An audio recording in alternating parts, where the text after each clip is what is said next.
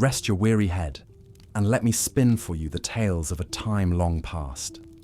Before we begin our journey into the Middle Ages, I'd love to know where in the world you're tuning in from and what time of day it is for you. Are you nestled beneath the covers, ready to drift off to sleep? Or perhaps you're just settling in for a bit of calming history to unwind after a long day. If you enjoy these quiet musings on days gone by, I invite you to subscribe so you never miss an episode. There's something quite special about letting the past whisper in your ear as you relax. Now, let us set the scene. Imagine, if you will, a small medieval village at the first light of dawn. The air is crisp and cool, the sky just beginning to blush with streaks of pink and gold. A rooster crows somewhere in the distance, heralding the start of a new day. Slowly, the village begins to stir. Thatch-roofed huts emit plumes of smoke as peasant families kindle the fires that will warm their meagre meals. The scent of wood smoke mingles with the earthy aroma of livestock, cattle lowing softly in their pens, awaiting the touch of the milkmaid's hands, pigs rooting contentedly in their sties. The sound of a blacksmith's hammer rings out, ting, ting, ting, as he stokes the flames of his forge, preparing for a long day spent shaping iron. These are the sights, sounds, and smells that would greet a medieval peasant each morning, a familiar tapestry woven from hardship and toil. For to be a peasant in the Middle Ages was to be caught in the grip of an unrelenting cycle of backbreaking labour, eked out beneath the oppressive weight of the feudal system. Most peasants lived in small, one-room huts, their roofs thatched with straw that would rot away every few years, needing to be painstakingly replaced. The walls were made of wattle and daub, a lattice of wooden strips plastered with a mixture of clay, dung, and the straw. A single room served as kitchen, bedroom, and living space for an entire family, their bedding nothing more than piles of straw laid out on the dirt floor. Furniture was simple and sparse, perhaps a wooden table and bench, a chest for storing precious items, and if the family was lucky, a straw mattress tick for the parents. Children would sleep on the floor or in the loft above the animals' quarters, where the rising heat would keep them warm in winter. Food was as basic as the living conditions. Most peasants subsisted on a diet of coarse barley bread, pottage, a stew of grains and vegetables, and whatever meagre produce they could grow in their cottage gardens. Meat was a rare luxury, usually only enjoyed on special occasions, or when an animal was too old or sick to be useful anymore. Even ale, the mainstay beverage of the time, was weak and watery, drunk more for its caloric content than for pleasure. Water was often too polluted to drink, especially in towns and cities, so ale was consumed by everyone from children to the elderly. This meagre fare, combined with the constant toll of manual labour, meant that most peasants were perpetually malnourished. They were prone to a host of diseases that their overworked bodies struggled to fight off. Dysentery, typhoid, tuberculosis, and the dreaded bubonic plague that periodically swept through Europe like a scythe, culling the population without mercy. As a result, life expectancy was shockingly low. A peasant was considered fortunate to reach the age of 40. Many children died before their 5th birthday, succumbing to disease, malnutrition, or accidents. Childbirth was perilous for both mother and infant, with many women perishing in the throes of labour or from postpartum infections. Yet despite the odds stacked against them, the peasantry endured. They toiled from sunup to sundown, their lives dictated by the rhythms of the seasons and the whims of their lords. For in the feudal hierarchy, peasants occupied the lowest rung, beholden to the aristocracy for the very land they tilled. The feudal system was a complex web of obligations and loyalties, with the king at the apex and the lowly serf at the base. In between were the great lords and ladies, dukes, earls, barons and knights, who held vast tracts of land granted to them by the king. In exchange for this land, known as a fief, the nobles pledged their fealty and military service to the crown. But they didn't work the land themselves. That fell to the peasants, who were bound to the nobles' estates in a form of indentured servitude. In exchange for the right to farm a small plot for their own sustenance, peasants were obliged to work the lord's fields, tend his livestock, repair his fences and buildings, and pay him a portion of their harvest in rent. It was a life of unceasing labour and little reward. There were two main classes of peasants: freemen and villeins. Freemen, as the name implies, enjoyed slightly more autonomy than their villein counterparts. Though still beholden to their lords, they could own their own tools and animals, and even save up enough money to buy their freedom. Villeins, on the other hand, were little more than slaves. They were bound to the land, forbidden to leave the estate without their lord's permission. They could own no property of their own, and were subject to their lord's justice and whims. If a villein died without an heir, all his possessions would revert back to his lord. But whatever their legal status, all peasants shared the same daily grind. They awoke at dawn, often to the crowing of a rooster or the clanging of the church bell. After a hasty morning meal, they would set off to the fields, shepherding their animals ahead of them, cows to the pasture, pigs to the forest to forage for acorns and roots, sheep to the hills. In spring, the ploughman would hitch his team of oxen to the heavy wooden plough, the blade biting deep into the earth as he trudged up and down the long furrows. It was grueling work, the sun beating down on his back, the flies buzzing incessantly around the sweating beasts.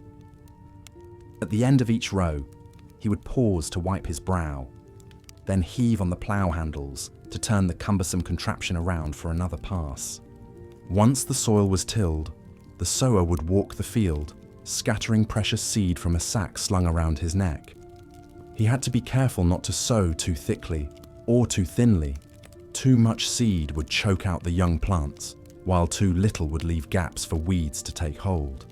And all the while he had to contend with flocks of hungry birds that would swoop down to feast on the newly planted grain.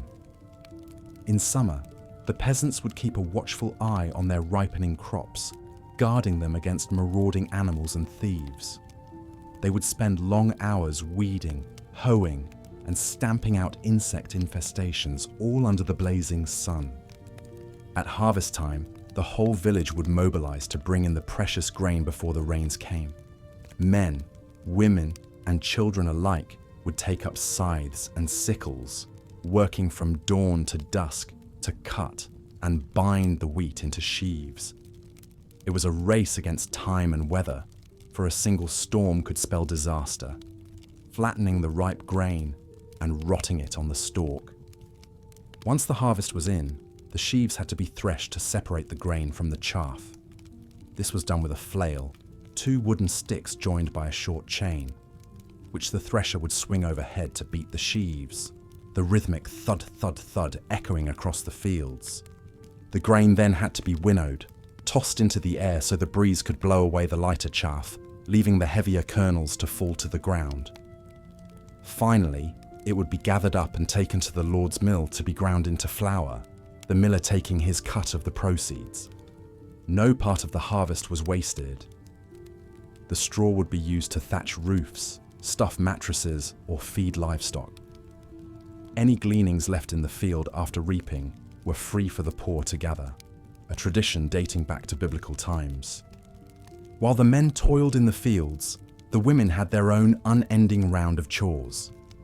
They milked the cows, churned butter, made cheese, baked bread, brewed ale, spun wool, wove cloth, sewed clothing, tended the cottage garden, gathered firewood, drew water from the well, and cooked what little food there was. Peasant children, too, had to pull their weight. As soon as they were old enough to walk, they would be put to work, scaring birds from the crops, gathering eggs, picking vegetables, herding geese or sheep.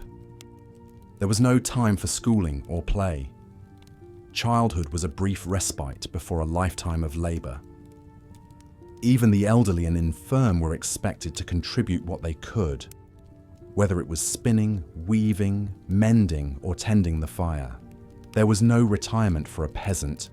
You worked until you died. Such was the lot of the medieval peasant, a life of unremitting toil and hardship, their fates yoked to the land and their lords. But among these humble folk, there were some whose names have echoed down through the ages. Their stories are testament to the endurance and spirit of the common man. One such figure was William Langland, a 14th century ploughman turned poet. Born into a poor peasant family, Langland spent his youth behind the plough, his hands calloused from gripping the rough wooden handles, his face weathered by sun and wind. But Langland had a restless mind and a burning desire for knowledge. In the brief moments of respite between his labours, he would listen intently to the parish priest's sermons, committing the Bible stories to memory. He learned to read and write, rare accomplishments for a peasant, and began to compose his own verses. Langland's masterpiece was Piers Plowman, a sprawling allegorical poem that chronicled the journey of a humble everyman, the titular Piers, through a landscape of social injustice and religious corruption. Through Piers' eyes, Langland laid bare the inequities of the feudal system, the greed of the nobility, and the hypocrisy of the church. He gave voice to the plight of the peasantry, their backbreaking labour and grinding poverty, their yearning for a better life. In one memorable passage, Piers laments, "I have no penny pullets for to buy, nor neither geese nor pigs, but 2 green cheeses, a few curds and cream, and an oaten cake, and 2 loaves of beans and bran, baked for my youngsters. And yet I say by my soul, I have no salt bacon. Not a smidgen of smoked meat smoulders in my sideboards." Langland's words struck a chord with the common folk, who saw in Piers a champion of their cause. Piers Plowman became a sensation, circulating widely in manuscript form long before the invention of the printing press. It's a testament to Langland's genius that his poem has endured for over 6 centuries, a window into the world of the medieval peasant and a cry for social justice that still resonates today. For Langland, writing was a way to transcend the narrow confines of his peasant life, to give voice to the voiceless and to dream of a better world. In the figure of Piers, he created an enduring symbol of the common man's struggle, a simple ploughman who, through faith and fortitude, could lead his people to a more just and equitable society. Langland's own life remains shrouded in mystery. We know little of his final years or his ultimate fate.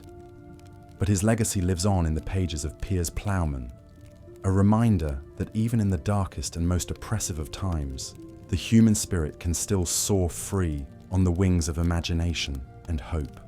As we leave William Langland and his ploughman hero behind, we turn our attention to another group of peasants whose lives were inextricably bound to the land and the creatures that roamed upon it, the shepherds and goat herds. In many ways, the shepherd's life was even more solitary and arduous than that of the ploughman or reaper. While field workers at least had the companionship of their fellow labourers, the shepherd spent long days and nights alone with his flock, wandering the hillsides and valleys in search of pasture. It was a job that required great skill and knowledge.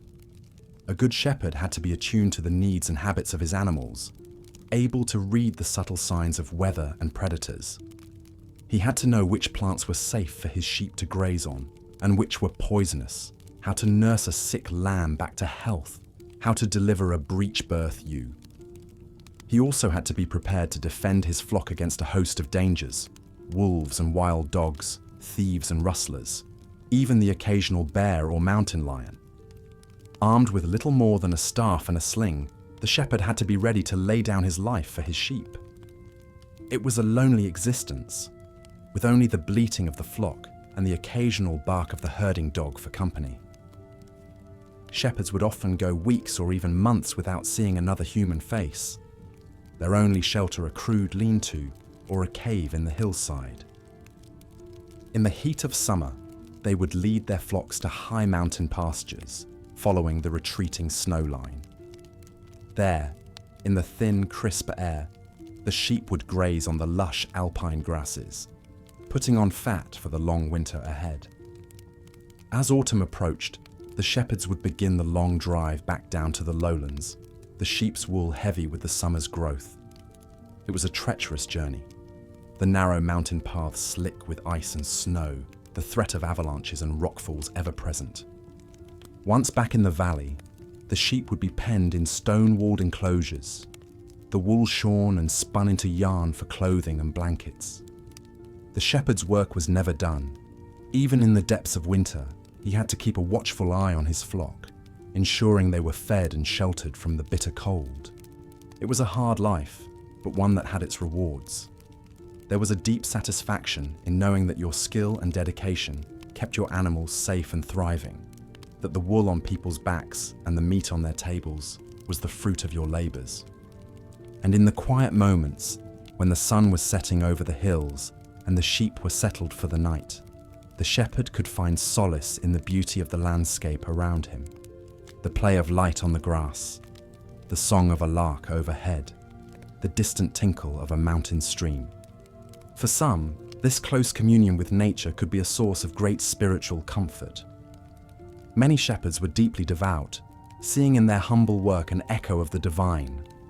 After all, was not Christ himself often depicted as a shepherd, tending to his flock of faithful with loving care? This spiritual dimension of the shepherd's life is beautifully captured in the English medieval carol, The Shepherd's Song, which imagines a group of shepherds on the night of Christ's birth. The shepherd upon a hill he sat. He had on him his tabard and his hat, his tar box, his pipe, and his flaget. His name was called Jolly Wat, for he was a good herds boy. The carol goes on to describe how the shepherds are visited by an angel who tells them of the Saviour's birth, and how they hasten to Bethlehem to pay homage to the newborn king. The shepherds ran to Bethlehem to see that blessed sun's beam, and there they found that glorious lean, Mary and Joseph in their reign, and Jesus Christ, God's Son. For the medieval peasant, the story of the Nativity would have had a special resonance. The idea that God himself had chosen to be born not in a palace, but in a lowly stable, surrounded by the humble beasts of the field. It was a reminder that even the most lowly and marginalized of people had worth in the eyes of the divine, that there was a spiritual dimension to even the most menial of tasks. Of course, not all shepherds were saintly figures. Like any group of people, they had their share of rogues and scoundrels, those who would steal from their neighbours' flocks or neglect their own animals in favour of drink and dice. But by and large, the shepherd was a respected figure in medieval society, his knowledge and skill highly valued by the community. In an age where wool was one of the most important commodities, a good shepherd could command a decent wage and enjoy a measure of social status. So the next time you don a woolen sweater or curl up under a warm blanket, spare a thought for the medieval shepherd, the solitary figure on the hillside, his watchful eyes and steady hand guiding his flock through the changing seasons. His simple faith, a beacon in a world of toil and uncertainty. As we leave the pastures and hillsides behind, we descend into the dark, dank world of the medieval city, a place of narrow, winding streets, overhanging timber. As the first rays of sunlight pierced the thatched roofs of the village, the peasants stirred from their slumber. The roosters crowed, heralding the start of another long, laborious day.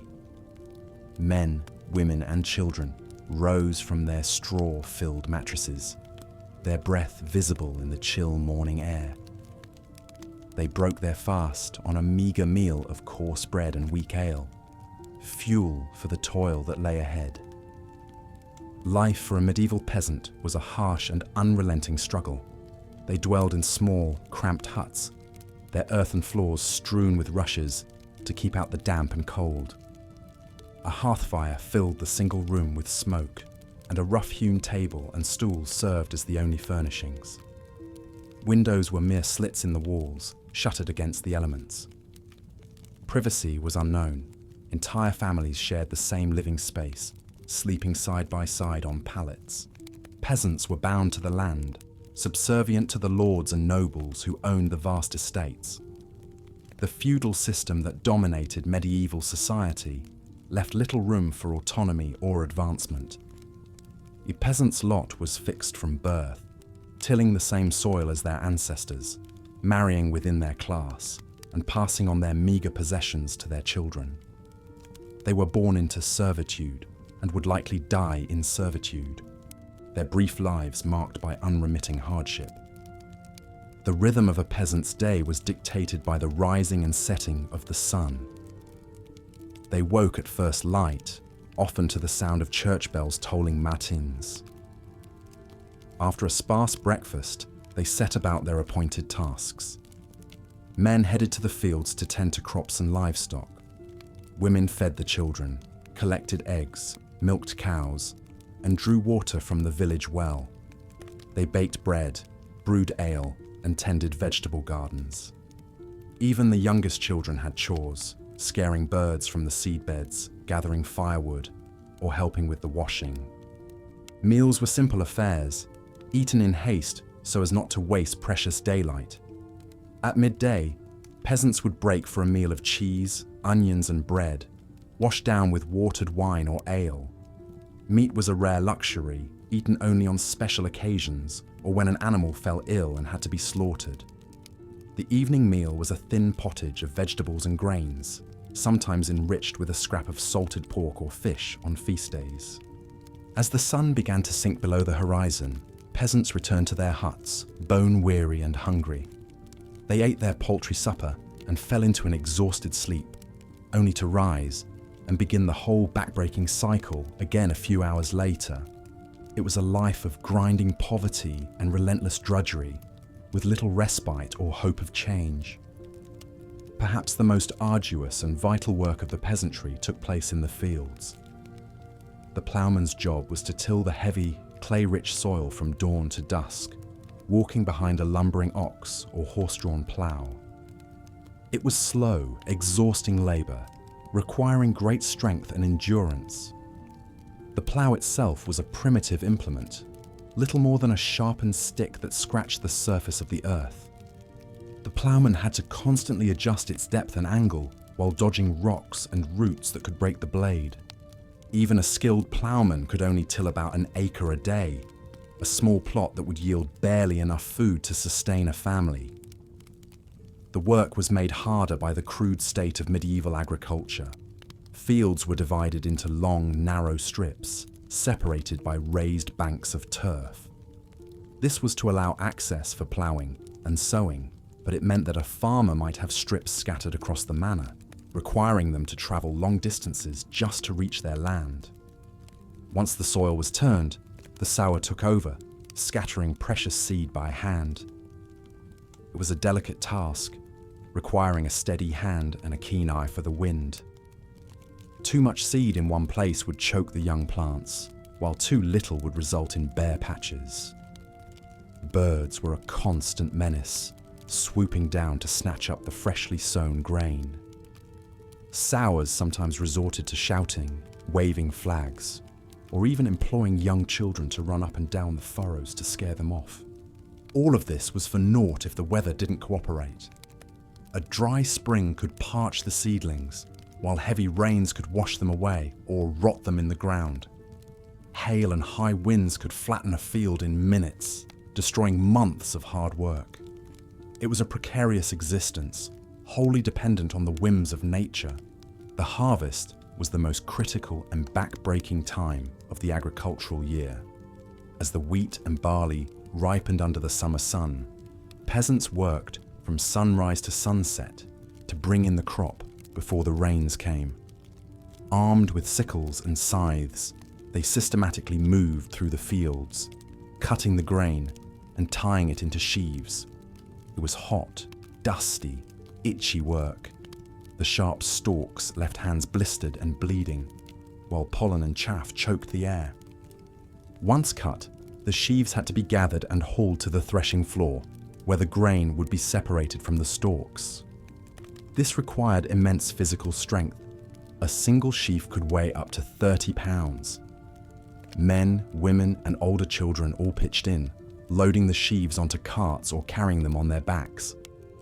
It was a race against time, for a rainstorm could ruin the cut grain, causing it to sprout or spoil. One figure who captured the hardships and dignity of the medieval ploughman was William Langland.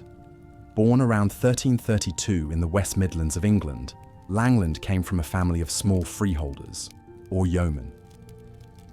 As a young man, he likely worked the land himself, following the plough across the rolling hills and fertile valleys of his native Malvern. But Langland was also a man of letters, educated at a monastery school and possibly even at Oxford. In the 1360s, he began work on his masterpiece, Piers Plowman, an allegorical dream vision that blends social satire with spiritual seeking. The poem's central figure is the virtuous ploughman Piers, who embodies the ideal of honest labour and Christian humility. Through Piers, Langland gives voice to the plight of the common man in a time of great upheaval. The 14th century was marked by the devastation of the Black Death, the 100 Years' War, and the breakdown of the feudal order. Peasants were increasingly squeezed by heavy taxation and labour shortages, while the church and nobility grew ever more corrupt and oppressive. Langland channeled these frustrations into biting social commentary. In one memorable scene, he describes a field full of idlers, beggars, vagabonds, and friars, all shirking honest work. Piers appears and sets them straight, admonishing them to put your sickles in the corn and earn their keep like true Christians. It was a radical message for the time, elevating the status of manual labour and calling out the hypocrisy of the ruling classes. Yet, Piers Plowman is also a deeply spiritual work, reflecting Langland's own quest for meaning and salvation. Piers himself is a Christ-like figure, leading the dreamer on a pilgrimage towards divine truth. The poem grapples with weighty theological questions, the nature of sin and redemption, the role of grace and good works, the path to eternal life. For Langland, the answer lay in the simple dignity of the ploughman's life. By toiling humbly in the fields, in service to God and community, one could find a measure of grace amid the hardships of the world. It was a message that resonated with the common folk, and Piers Plowman became one of the most widely read works of the Middle Ages. Langland himself remained something of a mystery, even to his contemporaries. He seems to have spent much of his life as a poor cleric in London, eking out a living by saying prayers for wealthy patrons. He may have fallen on hard times. In one haunting passage, he describes himself as clothed in rough cloth, my covering a hard bed. Yet he never lost his sharp eye for the follies and injustices of his age. In the end, Langland's legacy was to give voice to the voiceless, to capture the joys and sorrows, the hopes and fears of the common man. His ploughman Piers became a folk hero, a symbol of the enduring spirit of the labouring classes. In a time when most literature was written by and for the elite, Langland spoke for the masses, affirming the dignity and worth of even the lowliest peasant. As we imagine Langland following his plough across the fields, his weather-beaten hands gripping the handles, his mind spinning out visions of sin and salvation, we can't help but be moved by his example. He reminds us of the profound humanity that can be found in even the most humble of lives, and the power of literature to give shape and meaning to the struggles of the common man. So let us pause for a moment as the sun rises over the thatched roofs and the ploughman begins his weary trudge across the furrows to remember William Langland and the countless unnamed peasants who toiled in obscurity, yet whose labours sustained a civilization. In their quiet strength and endurance, in their stubborn quest for meaning amid hardship, we may just catch a glimpse of the divine. For tending to animals was no less arduous than working the land. Medieval peasants relied heavily on livestock for food, clothing, and draft power. They raised cattle for milk and meat, sheep for wool and parchment, pigs for bacon and lard, chickens for eggs and feathers, and draft horses and oxen for ploughing and hauling. Caring for these creatures was a constant responsibility, requiring early mornings, long days, and late nights. Perhaps the most iconic figure of medieval animal husbandry was the shepherd. Charged with guarding the manor's flocks of sheep, shepherds led a lonely, wandering life on the edges of society. They spent their days roaming the hillsides and meadows, watching over their charges as they grazed. It was a job that required great patience, vigilance, and courage. Sheep were highly vulnerable to predators like wolves and wild dogs, which could decimate a flock overnight. Shepherds had to be constantly on the alert, ready to fend off attackers with their staffs and slings. They also had to protect the sheep from human threats, thieves and rustlers who would steal lambs or fleeces under cover of darkness. To guard against these dangers, shepherds often slept out in the open, wrapped in thick woolen cloaks against the cold night air. They subsisted on a diet of bread, cheese, and ale, supplemented by the occasional lamb or ewe culled from the flock. It was a hard, solitary existence, with little human contact beyond the occasional encounter with other shepherds or travellers on the road. Yet shepherding also had its quiet joys and satisfactions. Shepherds developed a deep knowledge of their local landscape, the best grazing spots, the safest watering holes, the paths and landmarks that could guide them home. They learned to read the weather in the clouds and winds, to predict storms and showers, and they took pride in the health and vitality of their flocks, knowing that their skill and dedication made possible the wool and mutton that sustained the manor. Goat herds followed a similar way of life, leading their nimble, mischievous charges to pasture in scrubby hills and rocky outcroppings. Goats were prized for their milk, cheese, and meat, but they were notoriously difficult to keep in check. They would eat almost anything, including precious crops and vegetables, and were prone to wandering off or getting stuck in precarious spots. Goat herds needed a quick eye and a firm hand to keep their herds under control. The lowliest of the pastoral professions was undoubtedly the swineherd. Pigs were considered unclean animals in medieval society, associated with filth, gluttony, and sin. They were often left to roam free in forests and woodlands, foraging for acorns, roots, and small game. It was the swineherd's job to keep track of these unruly creatures and drive them to market when the time came. It was a dirty, thankless task, looked down upon by the other villagers. Swineherds spent their days trudging through muddy, tangled underbrush, shouting and whistling to keep the pigs in line. They were constantly covered in muck and mire, and the stench of the animals clung to their hair and clothing. Even their homes on the outskirts of the village were shunned, as if the very presence of pigs could contaminate by association.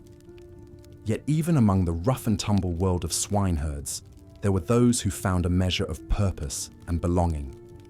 Consider the peculiar tale of Johanna, a young woman who found herself tending geese for a wealthy landowner in the 14th century Germany.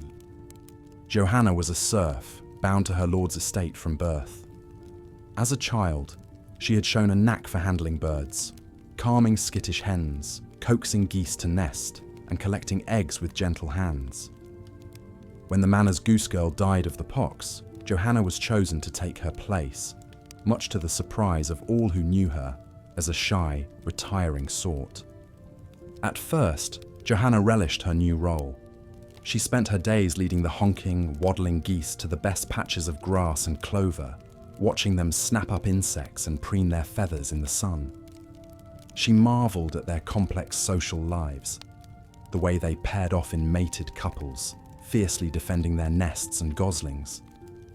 She even grew fond of their distinct personalities, the bold gander who always led the flock, the fussy mother who fretted over every eggshell.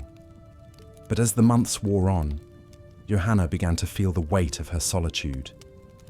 The other villagers looked askance at the strange girl who spent all her time with birds, muttering and singing to herself as she wandered the fields. They whispered that she was touched in the head, or worse, that she consorted with dark powers to keep her flock in line. The rumors came to a head when a series of misfortunes befell the village. Cows went dry, crops withered in the fields, and a sickly green mist hung over the mill pond. The superstitious villagers were quick to point the finger at Johanna, claiming she had cursed them with her uncanny ways. They demanded that the Lord do something about his unnatural servant. Johanna's fate hung in the balance, her life and livelihood threatened by the very creatures she had come to love. In the end, it was the geese themselves who saved her, or so the story goes. When the Lord's men came to drag Johanna away, the geese surrounded her in a honking, flapping circle, refusing to let anyone near. The Lord, impressed by their loyalty, declared that no one who inspired such devotion could be a witch, and let Johanna go free. From that day on, Johanna was left in peace to tend her feathered charges. She lived out her days on the fringes of the village, finding solace in the simple rhythms of the seasons and the company of her birds. And though she remained an outsider to the end, whispers of her strange gifts and uncanny bond with nature would echo through the generations, a reminder of the magic that could be found in even the humblest of lives. As the sun climbs higher in the sky, we leave Johanna amid her contented flock, their soft honks and rustles fading into the distance. Her story is a testament to the quiet strength and resilience of the medieval peasantry, the way they carved out pockets of meaning and beauty in a world that often seemed cold and unyielding. In tending to their animals, they found not just sustenance, but a sense of purpose and connection that sustained them through even the darkest of times. Let us turn now to the Lord's own estate, where a different sort of drudgery awaited the lowliest of serfs. For while the fields and pastures might offer a certain wild freedom, the confines of the manor house and its outbuildings were a hive of ceaseless toil, governed by the whims and demands of the master and his family. Perhaps no job was more loathed and reviled than that of the gong farmer. In a time before modern sanitation, the disposal of human waste was a critical and unpleasant necessity. Cesspits and latrines had to be regularly emptied to prevent disease and stench from overtaking the household. It fell to the gong farmers to wade into these fetid pits and haul out the muck and filth with buckets and shovels. It was a grueling and nauseating task, one that even the most hardened labourers sought to avoid. The stink of human waste was overpowering, clinging to hair and skin long after the work was done. The gong farmers were constantly exposed to noxious fumes and disease-ridden sludge, making them prone to illness and infection. They were shunned by the rest of the household staff, forced to eat and sleep separately to avoid spreading the contagion. Yet even in this degrading work, there were flashes of humanity and camaraderie. Gong farmers often worked in pairs or teams, relying on each other for support and safety as they descended into the murky depths. They developed their own crude humour and rituals to cope with the vileness of their task, swapping bawdy jokes and quips as they shove. As the first golden rays of dawn pierced the morning mist, the peasants of Elmwood village began to stir. The cock's crow echoed through the thatch-roofed huts, signalling the start of another long day of labour. Men, women and children rose from their straw pallets, joints stiff from the damp chill that seeped through the walls. They broke their fast on a meagre meal of pottage, a thin gruel of boiled grains and vegetables, before setting out to toil in the fields and pastures. Life was hard for these peasants, beholden to the land and the feudal lords who ruled over them. From sunup to sundown, they worked the soil, tended to livestock, and performed countless other backbreaking tasks, all for the privilege of eking out a bare subsistence living. Most could expect to live only 30 or 40 years, their bodies worn down by malnutrition, disease, and unrelenting toil. As the villagers dispersed to their labours, let us follow in the footsteps of the ploughman as he made his way to the fields. With a crude iron plough hitched to a pair of oxen, he faced the daunting task of tilling acres of rich but heavy soil. The plough was a simple but crucial tool, little changed since Roman times. Little more than a wooden frame with an iron coulter to cut the sod and a mouldboard to turn it over, it nonetheless transformed European agriculture in the Middle Ages. The ploughman's work was grueling and repetitive. He had to keep the plough straight and level, no easy feat when contending with rocks, roots, and clumps of grass. Guiding the oxen required constant vigilance and occasional goading with a goad or whip. At the end of each long furrow, he had to heave on the plough handles to turn the team around and begin the next pass. Hour after hour, he trudged across the field, leaving a neat pattern of dark, upturned earth in his wake. One man who captured the hardships and quiet dignity of the medieval ploughman was William Langland. Born around 1330 in the West Midlands of England, Langland spent much of his life as a humble tonsured cleric, eking out a living however he could. But he is best remembered as the author of Piers Plowman, a visionary work of alliterative verse that offers a searing portrait of feudal society. In the poem, Langland introduces a humble ploughman named Piers who embodies the virtues of hard work, honesty, and Christian charity. Through Piers, Langland voices the struggles and aspirations of the common folk, toiling under the yoke of poverty and oppression. He laments the corruption of the church and the greed of the nobility, calling for a return to a simpler, more righteous way of life. Though little is known of Langland's own life, it's tempting to see echoes of his experiences in the vivid descriptions of rural labour in Piers Plowman. In one memorable passage he writes, "In a summer season when soft was the sun, I clothed myself in a cloak as I shepherd were, habit like a hermit unholy of works, went wide in this world wonders to hear." Langland may have spent time as a shepherd or ploughman in his youth, giving him first-hand knowledge of the back-breaking toil that was the peasant's lot. His empathy for their plight shines through in the character of Piers, who becomes a Christ-like figure, leading the people toward redemption. As the ploughman in Elmwood village finished the last furrow and unhitched his weary oxen, perhaps he took some small comfort in knowing that a poet like Langland had given voice to his struggles. But there was little time to reflect as the sun climbed higher in the sky. The sower was already scattering precious seed on the freshly turned earth, racing against time and weather to ensure a good crop come harvest time. The sower's task was one that required both skill and stamina. Carrying a heavy sack of seeds slung over one shoulder, he would march up and down the field, casting the grain in a wide arc with each step.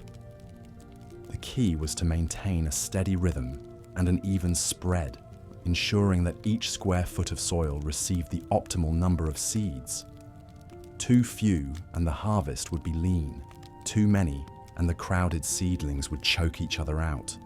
But the sower's greatest enemy was the weather. A sudden downpour could wash away the carefully scattered seed, while a dry spell could parch the soil and prevent germination.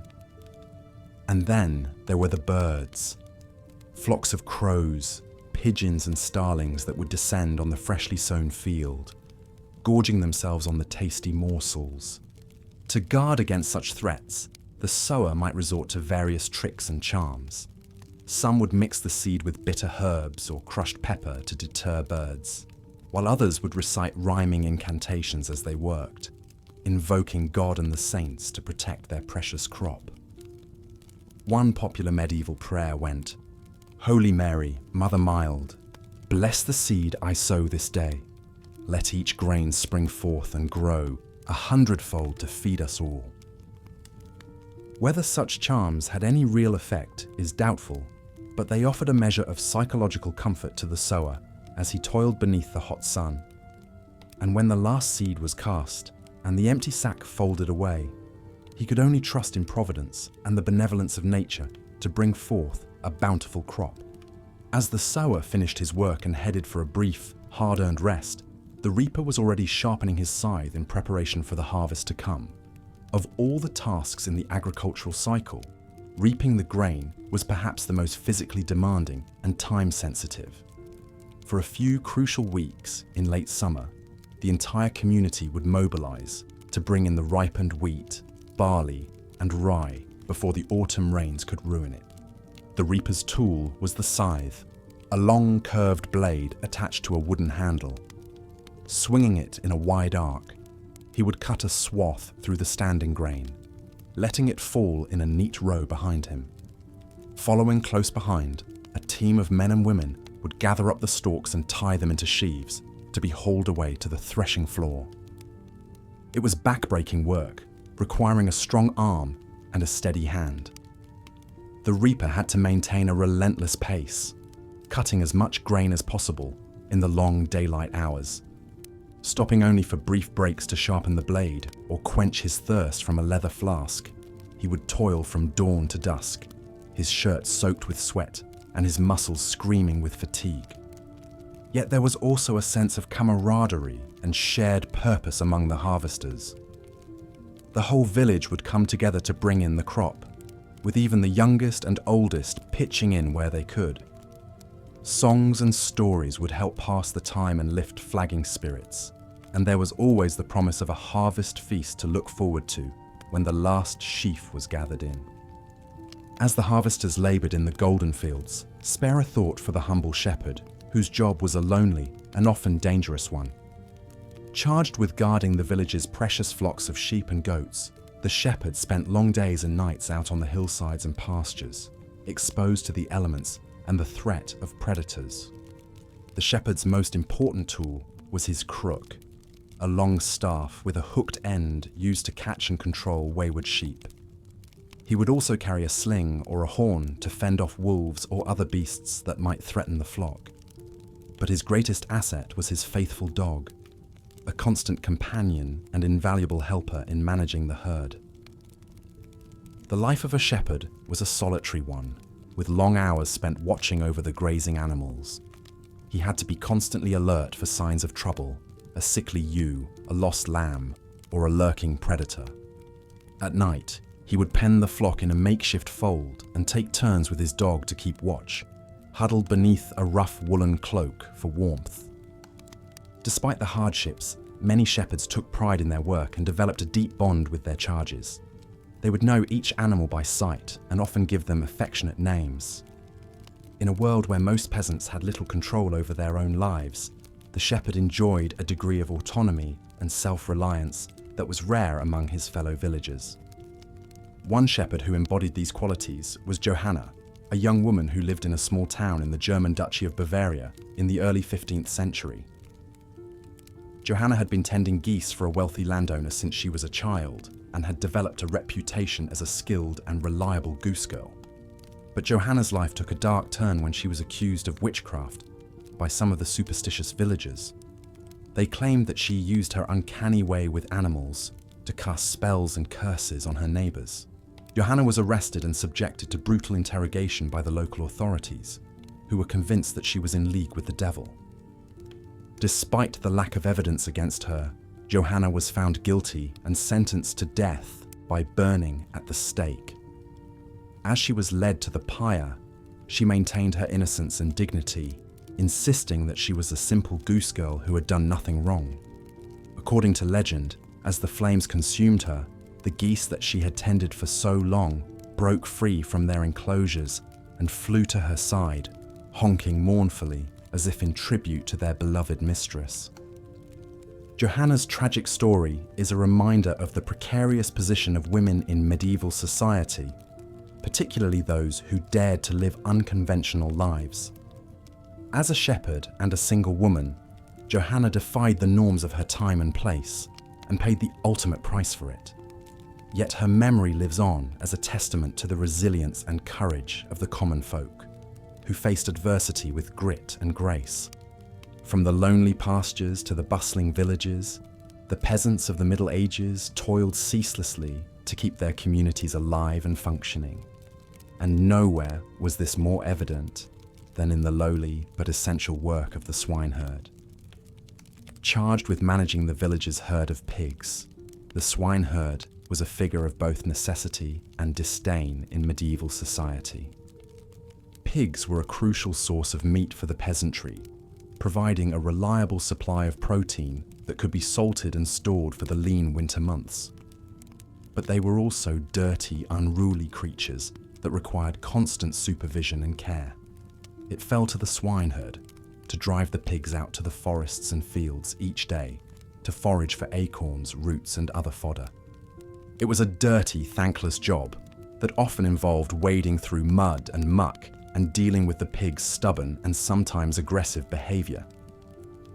The swineherd would use a staff or a whip to keep the herd in line, and had to be constantly alert for signs of disease or injury among the animals. He also had to contend with the threat of thieves or wild animals that might try to make off with a tasty pig. But perhaps the greatest challenge for the swineherd was the social stigma that came with the job. In a world where cleanliness was next to godliness, the swineherd was seen as a filthy, low-class individual, barely a step above the animals he tended. He was often shunned by his fellow villagers and excluded from many of the social and religious rituals that bound the community together. Despite these hardships, the swineherd played a vital role in the village economy, ensuring a steady supply of pork for the tables of rich and poor alike. And like many of his fellow peasants, he found ways to carve out small moments of joy and meaning in a life of unrelenting toil.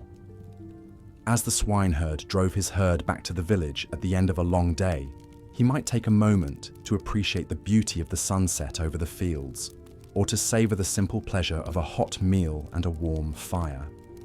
For in the face of hardship and adversity, it was these small things that made life bearable for the common folk of the Middle Ages. Indeed, the very lowliness and marginalization of the most humble peasants may have bred in them a special kind of resilience and fortitude. Take, for example, the story of Wat Tyler, a man who rose from obscurity as a roof tiler to become one of the most famous rebels in English history. Born in the mid-14th century in Kent, Tyler spent his early life toiling on church estates to earn a meagre living. Roofing was a skilled trade, but one that required long hours of dangerous work atop high buildings in all kinds of weather. Tyler may have been illiterate, but he was intelligent and charismatic, with a keen sense of the injustices faced by his fellow peasants. In 1381, those injustices boiled over into open rebellion, as thousands of peasants rose up against the oppressive poll taxes imposed by the young King Richard II and his unpopular ministers. Tyler emerged as one of the leaders of the revolt, commanding a large force of rebels who marched on London, burning and looting as they went. The rebels' demands were simple but far-reaching: an end to serfdom, the right to rent land at reasonable rates, and the removal of corrupt officials from power. For a brief moment, it seemed as if they might succeed, as the king himself was forced to meet with Tyler and the other leaders at Mile End. But the moment was short-lived. During a heated confrontation at Smithfield, Tyler was suddenly attacked and stabbed by the Mayor of London, William Walworth. As he lay dying, the king's men moved in to crush the rebellion, scattering the peasant army and hunting down its leaders. Tyler's death marked the end of the peasants' revolt, but his legacy lived on as a symbol of resistance against tyranny and oppression. In the centuries that followed, his name would be invoked by countless other rebels and reformers, from the Lollards to the Chartists. For the peasants of the Middle Ages, the story of Wat Tyler was a reminder that even the lowliest among them had the power to challenge the status quo and fight for a better life. It was a message that would resonate down through the generations, as the common folk continued to struggle against the yoke of feudalism and oppression. Of course, not all peasants were cut out for rebellion and revolt. For many, the daily grind of work and survival left little room for dreams of a better world. And few jobs were more grinding than that of the gong farmer, the unfortunate soul charged with cleaning out the village's cesspits and latrines. In a world without modern sanitation, human waste was a constant and noxious presence in medieval villages. It was the gong farmer's job to remove this waste and dispose of it safely, a task that required a strong stomach, and a sturdy constitution. Armed with a long-handled scoop and a bucket, the gong farmer would descend into the dark, foul-smelling depths of the cesspit, wading through the muck to remove the accumulated waste. It was a job that exposed him to all manner of disease and infection, from dysentery to typhoid fever. But the gong farmer's work was essential to the health and well-being of the village. Without proper waste disposal, the streets and alleys would quickly become clogged with filth and vermin, breeding grounds for disease and pestilence. Despite the vital importance of their work, gong farmers were among the most despised and marginalized members of medieval society. They were often forced to live on the outskirts of the village, shunned by their neighbors and barred from many of the social and religious activities that bound the community together. Yet even in this lowly and unpleasant job, there were moments of humanity and compassion. One story tells of a gong farmer named John, who was called to clean out a cesspit at a local monastery. As he worked, he discovered a small malnourished child who had fallen into the pit and was near death. Without hesitation, John climbed down into the filth and rescued the child, cleaning him off and wrapping him in his own cloak. He then took the boy to the monastery infirmary, where he was nursed back to health by the monks. When the abbot of the monastery heard of John's selfless act, he was moved to reward him with a small plot of land and a new set of clothes. It was a rare moment of recognition for a man who toiled in obscurity and squalor, a reminder that even the lowliest among us have the capacity for kindness and compassion. As the gong farmer hauled his reeking buckets through the village streets, he may have taken some small comfort in the knowledge that his work, however unpleasant, was essential to the well-being of his community. And perhaps, like John, he held out hope that one day his efforts would be recognized and rewarded, if only in some small way. Hope was a precious commodity for the peasants of the Middle Ages, a flicker of light in a world of darkness and toil. And nowhere was that hope more sorely needed than among the poor souls who were tasked with excavating the village's ditches and trenches. Ditch digging was one of the most physically demanding and poorly compensated jobs in medieval society. It required long hours of backbreaking labour in all kinds of weather, with little more than a spade and a wheelbarrow to aid in the work. The ditch digger's task was to excavate the deep, narrow trenches that served as the village's primary means of drainage and defence. These ditches were essential for channeling away rainwater and sewage. As the sun dips below the horizon, casting long shadows across the fields and thatched roofs of the village, the weary peasants make their way home after another long day of toil. Their aching muscles and calloused hands are a testament to the ceaseless labour that fills their waking hours.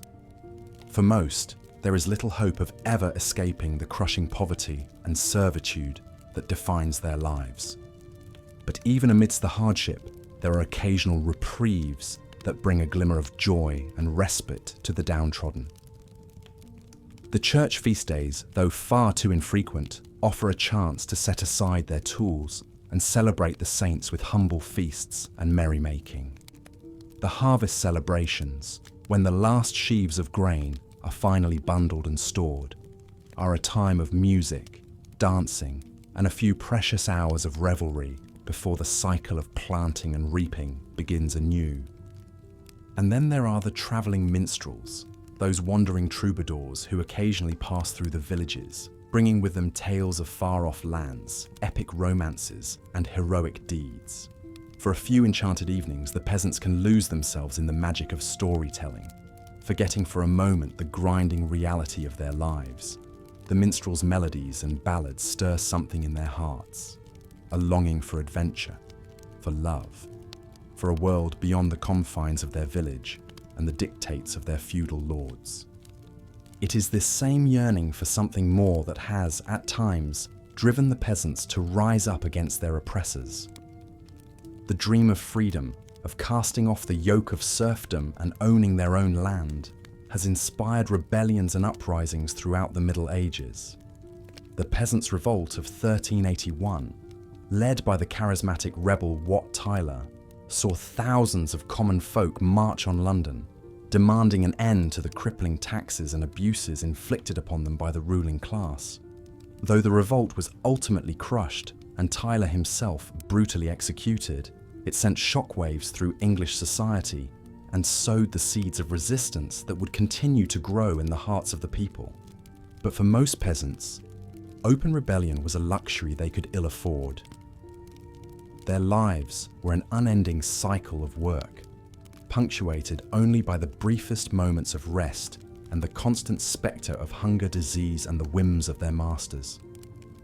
They toiled from sunup to sundown, their fates inextricably tied to the land and the turning of the seasons. And yet, there is a quiet dignity in their struggle, a resilience born of necessity, and the unbreakable bonds of community and family. As the last light fades from the sky and the peasants settle into their humble homes, we are reminded of the countless generations who came before us, whose blood, sweat, and tears helped to build the foundations of the world we know today.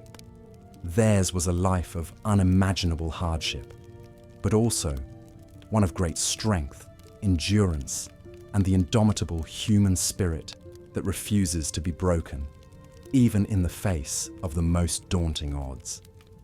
So let us remember the medieval peasants, not just as faceless figures from a distant past, but as individuals with their own hopes, dreams, and stories. From the inspiring tale of William Langland, the ploughman turned poet, to the peculiar legend of Johanna the Goose Girl, accused of witchcraft by superstitious villagers, each peasant had a unique tale to tell, even if history has largely forgotten them. And as we drift off to sleep, let us spare a thought for those long-ago labourers whose lives were so different from our own, yet whose struggles and triumphs still resonate across the centuries. In honouring their memory, we pay tribute to the resilience of the human spirit and the enduring power of hope in the face of adversity. For though the Middle Ages may seem like a distant and foreign land, the story of the peasants is, in many ways, the story of us all. A tale of hardship and heartbreak, but also of courage, compassion, and the unbreakable bonds of our shared humanity. So let us journey back one final time, to a world lit only by fire and the sweat of honest labour. As the peasants' weary eyes close and they drift off into a well-earned slumber, we too can allow ourselves to slip into the gentle embrace of sleep, secure in the knowledge that their legacy lives on in the very fabric of our modern world. And as we dream, perhaps we will catch a glimpse of those long-ago fields and villages, and the hardy souls who called them home, a reminder of how far we have come, and of the debt we owe to those who came before.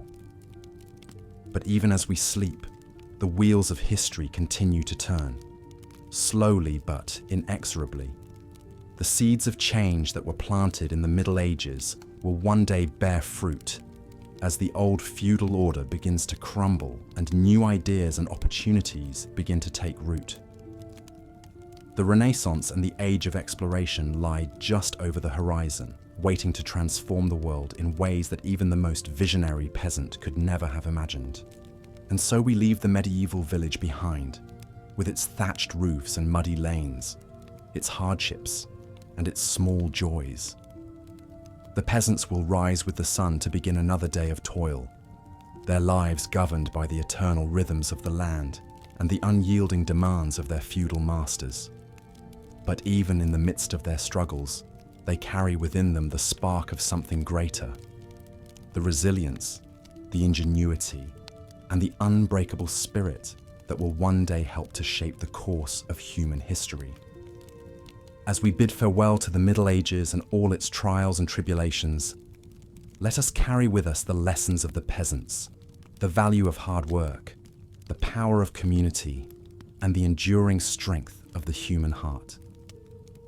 And let us never forget the countless generations of forgotten heroes who toiled in obscurity, whose blood and sweat and tears helped to build the world we know today. In the end, the story of the medieval peasants is a testament to the indomitable nature of the human spirit, a reminder that even in the darkest of times, hope and resilience can still flourish. And as we drift off into the gentle embrace of sleep, let us hold fast to that hope and to the knowledge that though the road ahead may be long and fraught with challenges, we carry within us the same strength and determination that sustained our ancestors through the ages. So let us sleep now and dream of a world transformed, where the backbreaking labour of the peasants has given way to new opportunities and new horizons.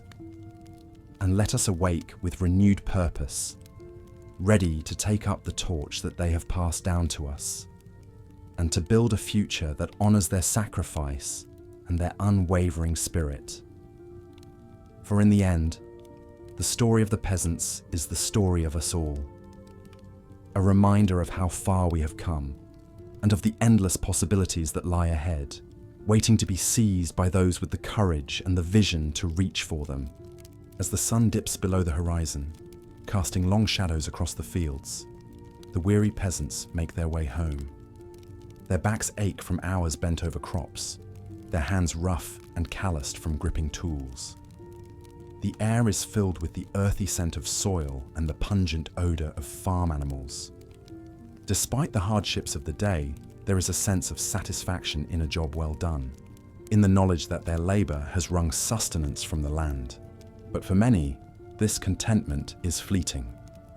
As they trudge down well-worn paths to their humble abodes, the reality of their lot in life weighs heavily upon them. They are bound to this land, to the whims of their lord, with little hope of ever breaking free from the cycle of poverty and servitude. Their days are an endless round of toil, their nights a brief respite before it all begins anew. Yet even in the midst of this bleak existence, there are moments of joy and celebration. The church feast days provide a welcome break from the drudgery, a chance to come together with family and friends, to share in the bounty of the harvest.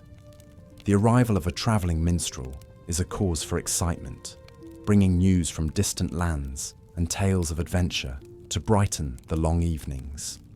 And then there are the whispers of rebellion, the dream of freedom that stirs in the hearts of some. They have heard the stories of peasant uprisings in other parts of the land, of brave men and women who dared to stand up against their oppressors. Some even dare to hope that they too might one day cast off the yoke of servitude and claim a better life for themselves and their children. One such dreamer was Wat Tyler, a humble roof tiler from Kent. Born into poverty, Wat learned his trade at a young age and quickly gained a reputation for his skill and industry. But he was also known for his quick wit and his disdain for authority, traits that would serve him well in the years to come.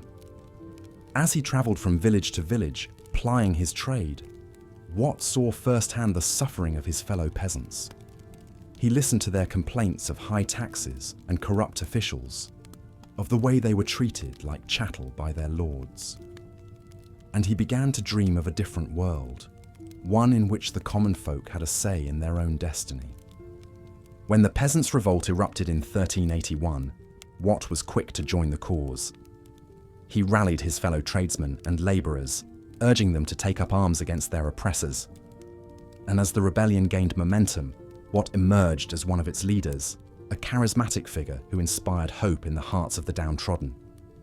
For a brief, shining moment, it seemed as though the peasants might actually succeed in their quest for freedom. They marched on London, tens of thousands strong, and presented their demands to the young King Richard II.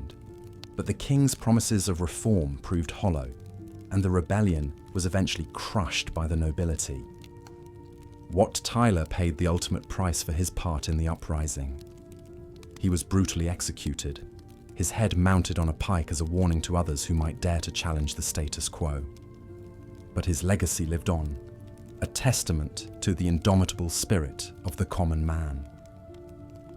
As the peasants settle in for the night, huddled around the meagre warmth of their hearths, they cling to this spirit. They know that their lives are hard, that the odds are stacked against them, but they also know that they are not alone. that there are others who share their dreams of a better world. And so they persevere through the long years of the Middle Ages, through famine and plague and war. They toil in the fields and in the villages, in the great estates of the nobility, and on the lonely fringes of society. They are the backbone of this world, the unsung heroes whose labor and sacrifice will pave the way for the changes to come. As we look back on this time from the vantage point of the present day, it is easy to see the peasants as little more than a footnote in history, a downtrodden mass whose lives were brief and hard.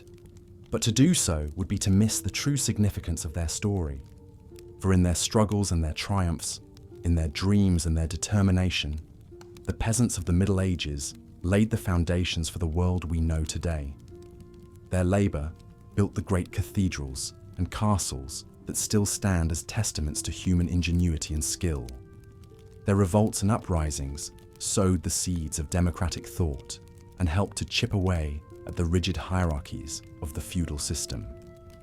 And in their quiet moments, in the stories they told and the songs they sang, they left behind a rich cultural legacy that continues to resonate across the centuries. From the bawdy tales of Chaucer's Canterbury Pilgrims to the haunting ballads of anonymous folk singers, the voice of the common man echoes down through history, reminding us of the enduring power of the human spirit. So as we drift off to sleep, let us spare a thought for the peasants of the Middle Ages, for the men and women who bore the weight of their world upon their shoulders. Let us remember their names and their deeds, their joys and their sorrows. And let us honor their memory by striving to build a world in which the dreams they dared to dream might one day become a reality. For in the end, the story of the peasants is the story of us all, of the common thread that binds humanity together across the ages. It is a story of hope and heartbreak, of struggle and perseverance, of the indomitable will to survive and thrive in the face of adversity. And it is a story that will continue to be told as long as there are those who labor and those who dream, those who toil and those who dare to imagine a better world. As the last embers of the hearth fire die out and the peasants drift off into slumber, the world outside grows still and silent. The fields and forests, the villages and towns, all are cloaked in darkness, waiting for the dawn of a new day. And in that darkness, the spirit of the peasants lives on, a testament to the enduring power of the human heart, to the unquenchable thirst for freedom and justice that burns within us all. So let us sleep now and dream of a world in which the peasants' dreams might one day come true. Let us rest in the knowledge that their struggle was not in vain, that their legacy lives on in the world we have built upon the foundations they laid.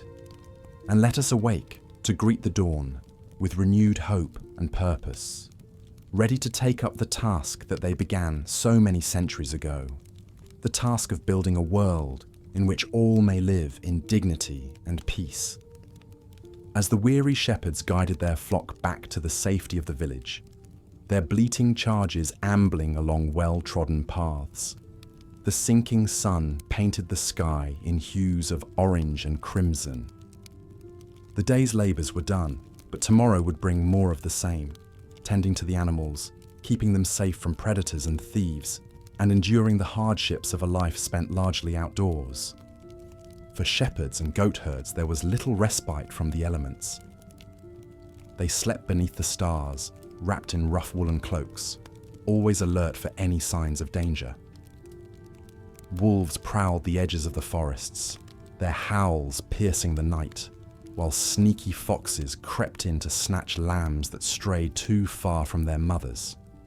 And then there were the human threats, bandits and rustlers who would steal entire herds, leaving the shepherds to face the wrath of their lords. But despite the challenges, there was a certain peace to be found in the pastoral life. The gentle munching of the sheep as they grazed, the tinkling of bells around their necks, the soft bleating of newborn lambs. These were the sounds that filled the shepherd's days. They whiled away the long hours by carving intricate designs into wooden staffs, or playing simple tunes on reed pipes. Some even composed poetry, finding inspiration in the rugged beauty of the landscape. One such shepherd was a young man named Peter. He had been tending sheep since he was old enough to walk, learning the trade from his father and grandfather before him. Peter had a way with animals. He could calm a skittish ewe with a gentle word, or coax a wayward lamb back to the fold with a few well-placed whistles. He took pride in his work, knowing that the wool from his flock would be spun into warm clothing and the meat would feed hungry villagers. But Peter dreamed of a different life, one not bound by the whims of the weather or the demands of his lord. He had heard tales of the great cities where men could be free to choose their own path, to learn a trade or join a guild. He imagined himself as a master weaver, creating beautiful tapestries for noble houses, or a skilled mason, leaving his mark on grand cathedrals that would stand for centuries. For now, though, Peter's world was bounded by the rolling hills and verdant pastures of his lord's estate. He knew every inch of the land, from the babbling brooks where his flock stopped to drink to the shady groves where they sought shelter from the midday sun. He had even given names to some of his favorite sheep. There was old Bela, the matriarch of the flock, and little Milo, the runt who had surprised everyone by surviving a particularly harsh winter. As the last light faded from the sky and the stars began to twinkle overhead, Peter settled down for another night in the open air. He gathered his cloak around him and leaned back against a gnarled oak tree, his faithful sheepdog curled up at his feet. In the distance, he could hear the faint sounds of the village, the barking of dogs, the laughter of children, the clang of the blacksmith's hammer. It was a reminder that even in the solitude of the pastures, he was still part of a community, one that relied on the hard work of shepherds like him. As Peter drifted off to sleep, his mind wandered to the stories he had heard of great shepherds from the past. There was St. Patrick, the patron saint of Ireland, who had tended sheep as a slave before becoming a bishop and spreading Christianity across the land, and King David of Israel, who had started out as a humble shepherd boy before slaying the giant Goliath and becoming one of the most renowned rulers in history. Peter knew he was unlikely to achieve such lofty heights, but he took comfort in the thought that even the greatest of men had once stood watch over a flock, just as he did now. With that, he closed his eyes and let the gentle bleating of his sheep lull him to sleep, ready to face another day in the life of a medieval shepherd. Of course, not all peasants who worked with animals had the relative peace and quiet of a shepherd's life. For those tasked with tending to pigs, the days were filled with the pungent smell of swine and the constant grunt and squeal of their charges. Swineherds, as they were known, had one of the lowliest jobs in the medieval world, one that was often looked down upon by other villagers. The reason for this disdain was simple. Pigs were considered unclean animals, associated with filth and disease. They were often left to forage in the muddy streets of the village, rooting through garbage and waste for scraps of food. Swineherds were tasked with keeping the pigs out of trouble, driving them out to the forests each day to find acorns and other fodder. It was a thankless job, one that required a strong stomach and a certain degree of patience. Pigs were stubborn creatures, prone to wandering off and getting into mischief. A swineherd had to be constantly on guard, using a stick or a whip to keep the pigs in line and prevent them from trampling crops or invading gardens. But for all the challenges, there were some who found a certain joy in working with pigs. One such swineherd was a woman named Johanna, who had been tending to the pigs on her lord's estate for as long as anyone could remember. Johanna was a peculiar figure, with a wild mane of greying hair and a face weathered by years spent outdoors. She was known for her strange habit of talking to the pigs as if they were old friends. giving them names and even singing to them as she led them out to pasture. Some in the village whispered that Johanna was a witch, that her uncanny connection to the pigs was a sign of dark magic. They pointed to the fact that her charges always seemed to be the fattest and healthiest in the area, with shiny coats and plump bellies that fetched a good price at market. Surely, they muttered, this was evidence of some sort of sorcery. But Johanna paid no heed to the rumours. She knew that her success with the pigs was due to hard work and a deep understanding of their needs. She had learned from a young age how to spot signs of illness or distress in the animals, and she knew just what to feed them to keep them healthy and strong. Despite her dedication, however, Johanna's life was far from easy. Swineherds were among the poorest of the peasants, often living hand-to-mouth on the meagre wages they earned. Johanna's hut was a ramshackle affair, with a leaky roof and drafty walls that did little to keep out the cold. She subsisted on a diet of bread and porridge, with the occasional scrap of meat from a slaughtered pig as a rare treat. But Johanna found solace in her work, in the simple pleasure of watching her pigs root and play in the forest. She knew that her efforts were vital to the survival of the village. Without the meat and lard provided by the pigs, many would go hungry during the long winter months, and so she persevered, day after day, year after year, tending to her charges with a dedication that bordered on the devotional. As the years went by, the rumours about Johanna's supposed witchcraft grew more insistent. Some claimed to have seen her dancing naked in the moonlight, surrounded by her pigs. Others whispered that she could transform into a pig herself, roaming the forest at night in search of unsuspecting prey. The lord of the manor, a superstitious man, began to grow uneasy with Johanna's presence on his land. One day, a group of villagers confronted Johanna as she was driving her pigs back to the manor. They accused her of using black magic to blight their crops and steal their children, demanding that she be tried as a witch. Johanna, tired and weathered from a long day in the fields, simply smiled and shook her head. "You fools," she said, her voice crackling with age and wisdom. "I am no witch, just a simple swineherd who knows her trade. My magic is nothing more than hard work and a love for these creatures." The villagers, taken aback by Johanna's calm demeanour, began to mutter amongst themselves. Some even looked ashamed of their accusations, recognising the truth in the old woman's words. In the end, they let her pass, watching as she disappeared into the forest with her pigs trailing behind her. Johanna continued to tend to her pigs for many years after that, until her body finally gave out and she passed away peacefully in her sleep. The village mourned her loss, recognising too late the value of her tireless work. They buried her at the edge of the forest, where her beloved pigs could root and play around her grave. And so, the legend of Johanna the swineherd passed into village lore, a reminder of the quiet dignity and perseverance of even the lowliest of peasants. Her story was told around hearth fires and over pints of ale, a testament to the enduring spirit of those who toiled in the fields and the forests, keeping the world fed and the wheels of society turning. As the sun rose over the village once more, casting a warm glow over the thatched roofs and muddy streets, the peasants emerged from their huts to begin another day of labour. The shepherds guided their flocks out to pasture, the swineherds drove their pigs to the forests, and the ploughmen hitched their oxen to the heavy wooden ploughs that would turn the earth and prepare it for planting.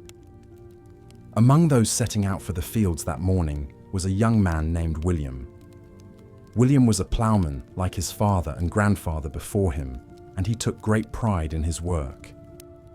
He knew that the success of the harvest depended on the skill and strength of men like him, who could guide the plough straight and true through the rich, dark soil. But William was not content with his lot in life. He had always been a dreamer, with a keen mind and a curiosity about the world beyond the village. As a child, he had learned to read and write from the local priest. sneaking away from his chores to pore over the few precious books in the church library. He had read tales of great heroes and far-off lands, of kings and queens and knights in shining armor. Now, as he walked behind his plow, feeling the sun on his back and the sweat trickling down his brow, William's mind wandered to those stories once more.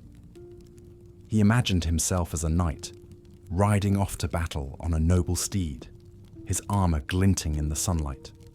Or perhaps a scholar, like the wise men he had read about, who spent their days studying the mysteries of the universe in grand libraries and universities. But William knew that such dreams were foolish for a man of his station. He was a ploughman, bound to the land and to the will of his lord. His days would be spent in toil and his nights in exhaustion, with little hope of escape or advancement. And yet, something within him refused to accept this fate. He felt a stirring in his soul, a yearning for something more than the narrow confines of his village and his duties. As he guided the plough through the field, William's mind turned to the tales he had heard of a great poet, a man named Piers Plowman. Piers was a ploughman himself, but he had somehow found the words to capture the joys and sorrows of the peasant life in verse. His poems spoke of the beauty of the changing seasons, the satisfaction of a hard day's work, and the injustices of a world that treated the poor with disdain. William had never read Piers's poems himself, but he had heard snatches of them recited by travelling minstrels and learned men passing through the village. He marvelled at the idea that a simple ploughman could create something so beautiful and profound, something that could touch the hearts of people from all walks of life. In that moment, as the sun beat down on his back and the earth crumbled beneath his feet, William made a decision. He would learn to write like Piers Plowman, to capture the essence of his life and the lives of those around him in words that would endure long after he was gone. He would find a way to tell the stories of the peasants, to give voice to their struggles and their triumphs. It would not be easy, he knew.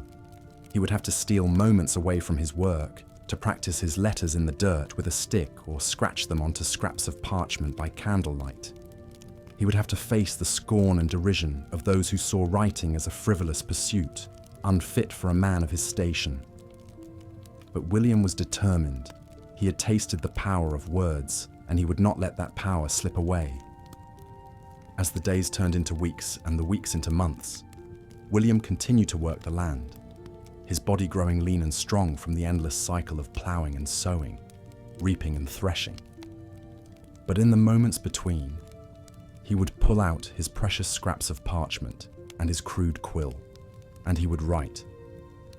At first, his words were clumsy and halting, his hand unsteady, and his spelling erratic. But as he practiced, his skill grew.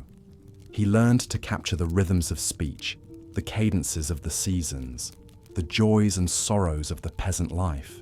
He wrote of the back-breaking labor of the fields, the simple pleasures of a hearty meal and a warm fire, the fear of famine and disease that haunted every peasant's dreams. And as he wrote, William began to feel a sense of purpose, a glimmer of hope in a world that had always seemed so bleak and unyielding. He knew that his words might never be read by anyone beyond his village, that they might crumble to dust along with his bones. But still, he wrote, pouring his heart and soul onto the page, giving voice to the voiceless and the forgotten. Years passed, and William grew old and grey, his hands gnarled from the plough, and his eyes dim from the strain of writing by flickering candlelight. But still he wrote, filling every spare scrap of parchment with his verses and his stories, and when he finally lay on his deathbed, surrounded by his children and his grandchildren, he smiled up at them with a sense of peace and fulfillment. "I have lived a peasant's life," he whispered, his voice thin and reedy, "but I have also lived a poet's life, and in the end, that is all that matters." With those words, William closed his eyes for the last time, his life's work complete. And though his name would never be remembered in the annals of history, his words would live on, a testament to the enduring spirit of the peasants who toiled in the fields and dreamed of a better world. As the news of William's death spread through the village, the peasants gathered to mourn the loss of one of their own. They may not have understood the value of his writing, may not have even known that he had been scribbling away in the moments between his labours, but they knew that he had been a good man, a hard worker, and a kind soul. They buried him in the churchyard, his grave marked with a simple wooden cross, and as they stood around the freshly turned earth, the priest spoke words of comfort and solace, reminding them that even the humblest of lives could have meaning and purpose in the eyes of God. But there was one among the mourners who saw more in William's life than just a pious peasant. It was the young priest's assistant, a man named Thomas, who had been tasked with sorting through William's meagre possessions after his death. And there, amidst the worn tools and patched clothing, he had found a small, leather-bound book filled with page after page of William's writing. As Thomas read through the book, his eyes widening with each passing verse, he felt a growing sense of excitement and wonder. Here was a treasure trove of peasant wisdom and insight, a window into a world that was so often overlooked and dismissed by the learned and the powerful. Here was proof that even the lowliest among them could have something valuable to say, something that could change the way people thought and felt about the world around them. Thomas knew that he could not let William's work be forgotten. He resolved to take the book to the monastery where he had been trained, to show it to the scholars and the scribes who spent their days preserving the wisdom of the ancients. He would tell them of William the ploughman, the peasant poet who had captured the essence of his life and his times in simple, heartfelt verses. And so, with the book tucked safely in his satchel, Thomas set off on the long journey to the monastery, his heart full of hope and purpose. He knew that the road ahead would be difficult, that he would face many challenges and obstacles along the way. But he also knew that he was carrying something precious, something that had the power to change lives and inspire generations to come. As he walked, Thomas thought of William, of the quiet strength and dignity he had shown in the face of a hard and unforgiving world. And he thought of all the other peasants like him, the men and women who toiled in the fields and the forests, the shepherds and the swineherds, the ploughmen and the threshers. They may have been invisible to the eyes of the powerful, but they were the backbone of the world, the ones who kept the wheels of society turning with their sweat and their blood. And with each step, Thomas felt a growing sense of pride and purpose. He may have been just a lowly priest's assistant, as the sun sinks slowly behind the hills, casting long shadows across the fields. The weary peasants make their way back to the village. Their aching muscles and weathered hands bear testament to the long, hard day of labour behind them. The air is filled with the rich aroma of wood smoke drifting from the humble thatch-roofed cottages, a sign that the women have been busy preparing the evening meal. In one small hut, a man named John Potok stirs a bubbling pot of pottage over the crackling fire. John is the village potter, a skilled craftsman who shapes the rough clay into sturdy vessels for storing and cooking food. It's a respectable trade, passed down from father to son, but the work is grueling. The heat from the kiln leaves his face permanently reddened and his hands rough and calloused. As John ladles the steaming pottage into crude bowls, his wife Agnes sets out a loaf of dense, dark bread. It's a meagre meal, but a welcome one after a day spent bent over the potter's wheel. Their children, 2 small boys and a girl, eagerly gather around the rough-hewn table, grateful for the simple fare. Across the village, a hunched figure shuffles towards his hovel, leaning heavily on a gnarled walking stick. This is old Thomas, the oldest inhabitant of the village. His once strong body is now bent and twisted with age and a lifetime of hard labour. In his youth, Thomas was a falconer, training hawks and falcons for the lords to use in hunting. It was a position of some prestige, but a lonely one. The falconer often spent long hours in the fields and forests, far from human companionship. As Thomas settles onto his straw pallet, his mind drifts back to those days. The piercing cry of a falcon, the rush of wings, the thrill of the hunt. They were hard years, but good ones. He thinks of the young man he once was, filled with hope and dreams of a better life. Dreams that never came to fruition, ground down by the relentless cycle of toil and poverty. In another part of the village, a woman kneels by a small stream, scrubbing clothes on a washboard. This is Martha, the village midwife and healer. Hers is a position of great responsibility, assisting with births and tending to the sick and injured. But it is also a precarious one. If a birth goes badly or a patient dies, the midwife is often the first to be blamed, sometimes even accused of witchcraft. Martha's hands are red and chapped from the constant washing, and her back aches from bending over, but she knows her work is vital. Without her skills, many more mothers and infants would be lost. As she hangs the wet garments on a line to dry, Martha murmurs a quiet prayer for the health and safety of her village. As darkness falls, the peasants gather in small groups, huddled around flickering rushlight candles.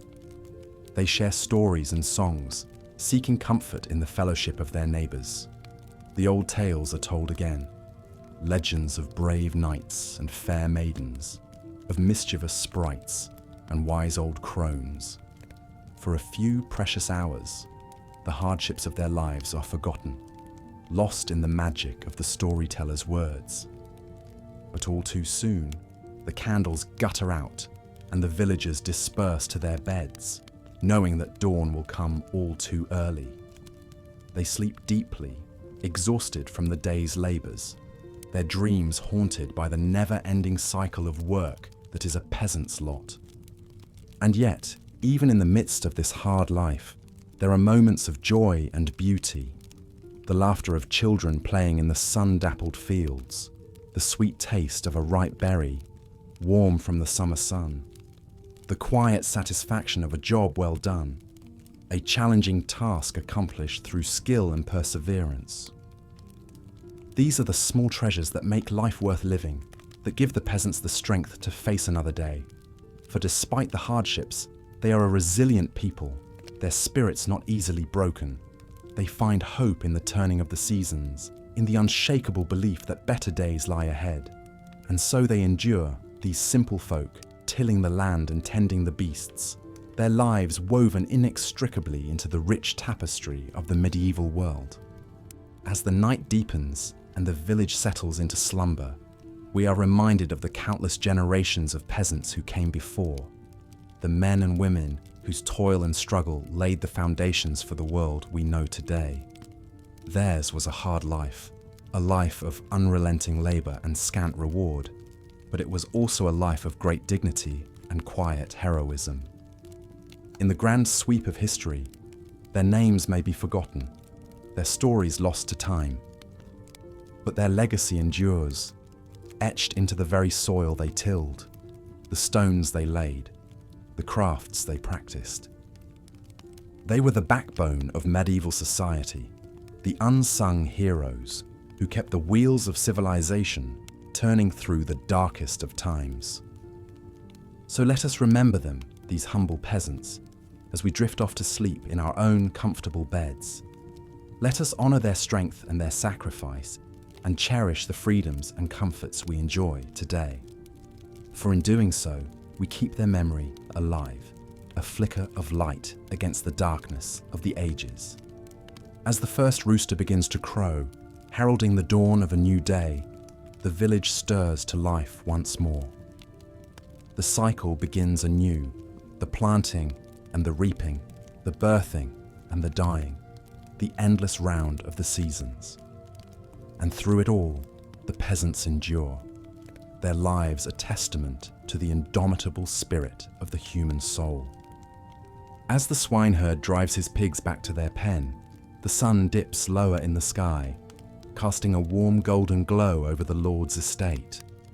The gong farmer, a man named John, is just beginning his unenviable task for the day.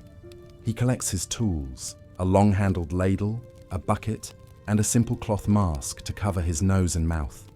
With a heavy sigh, he makes his way to the first of the estate's cesspits. The stench hits him like a physical blow as he removes the cover. John tries to breathe through his mouth as he lowers his ladle into the dark, viscous depths. He scoops the muck into his bucket, gagging at the overpowering odor of human waste and decay. It's a vile job, but someone has to do it. After all, even lords and ladies must heed the call of nature. John knows he's fortunate to have steady work, even if it is loathsome. He thinks of his friend Thomas, one of the ditch diggers, who spends his days knee-deep in mud, excavating trenches and drainage channels. It's back-breaking labour, made all the worse by the clouds of biting flies that swarm around the workers as they toil under the hot sun.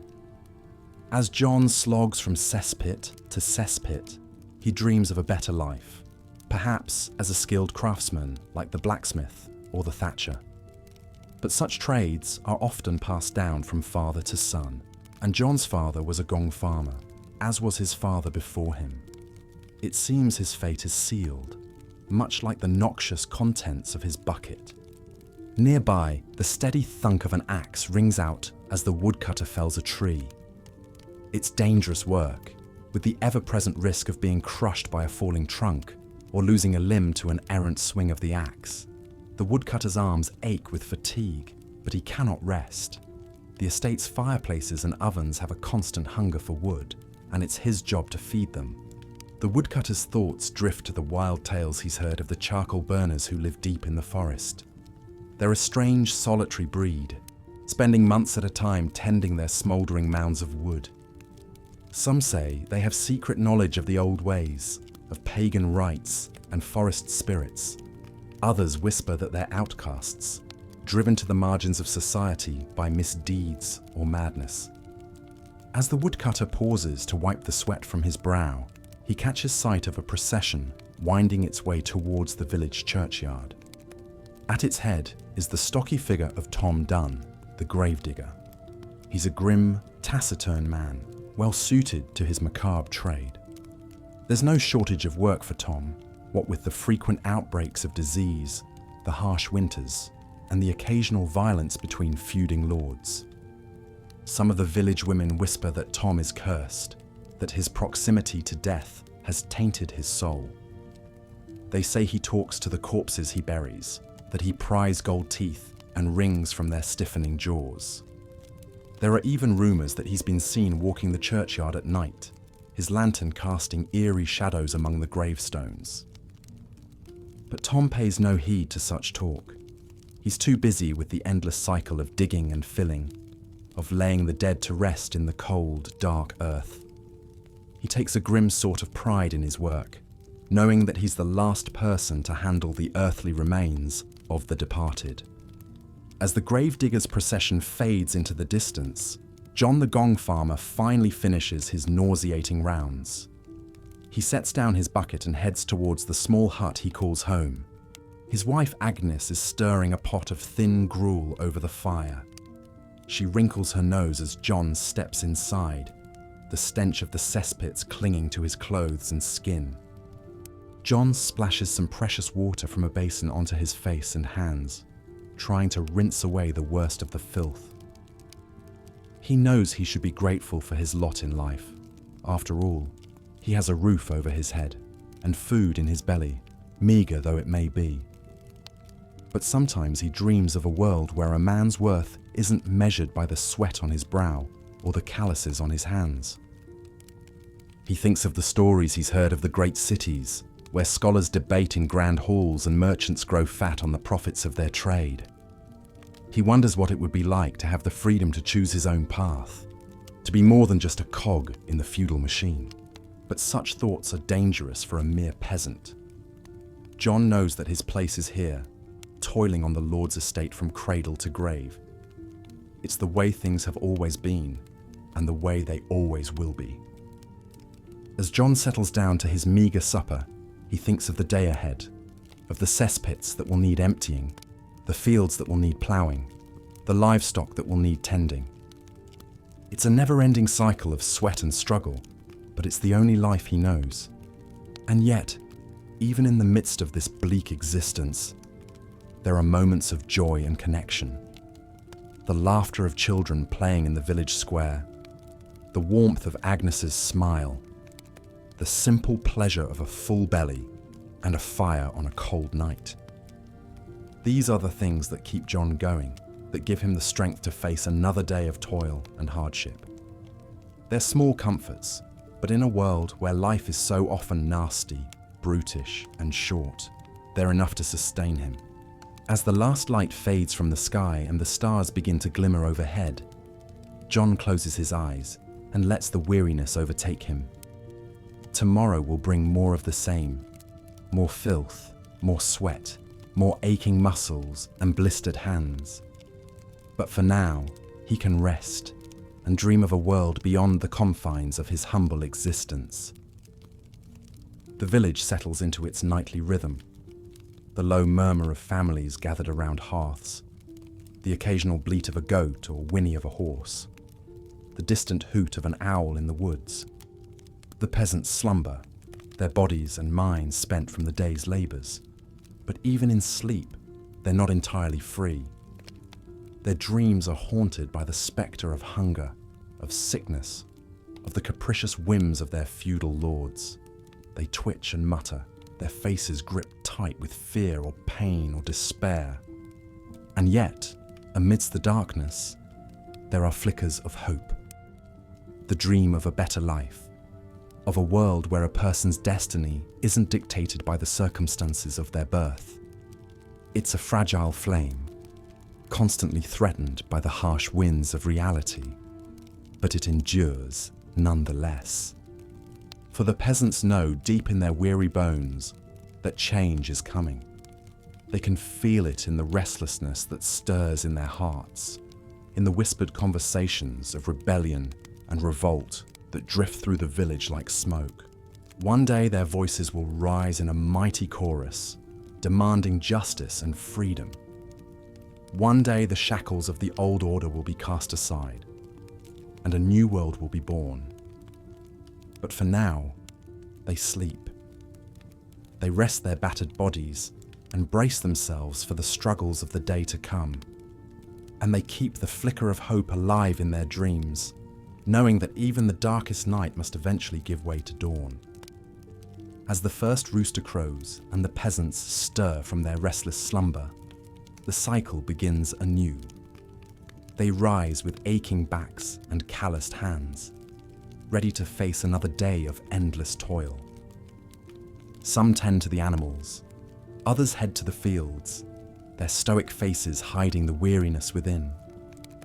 John the Gong farmer picks up his dreaded bucket, steeling himself for the stench that awaits. Thomas the ditch digger grabs his shovel, his mind already calculating the hours until he can rest. Agnes stokes the fire and begins preparing the day's meagre meals, her thoughts on her children's empty bellies. In the distance, the Lord's manor looms, a symbol of wealth and power, so far removed from the peasants' daily struggle for survival. They know their place in this feudal hierarchy, forever beholden to the whims and dictates of their supposed betters. But the seeds of change have been planted, and they're beginning to take root in the most unexpected places. A grizzled veteran of the 100 Years' War returning to his village with stories of a wider world. A traveling monk preaching radical notions of equality under God. A restless young peasant daring to dream of a life beyond the confines of his station. These ideas spread like wildfire, passing from one peasant to another in furtive whispers and knowing glances. They speak of a world turned upside down, of lords and ladies brought low and common folk raised high. They speak of ancient rights and freedoms, long suppressed but never forgotten. And so, even as they go about their backbreaking labours, the peasants nurture this spark of rebellion in their hearts. They know the road ahead will be long and fraught with peril. They know that many will suffer and die in the struggle to come. But they also know that they can no longer abide the yoke of servitude, the grinding poverty and endless indignities of their lot. They've tasted the promise of a better life, and they're willing to fight for it, come what may. So they toil on, their bodies bent but their spirits unbroken. They endure the hardships of the present, sustained by the dream of a brighter future.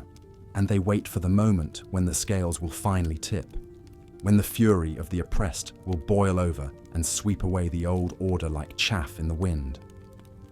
This is the untold story of the medieval peasantry.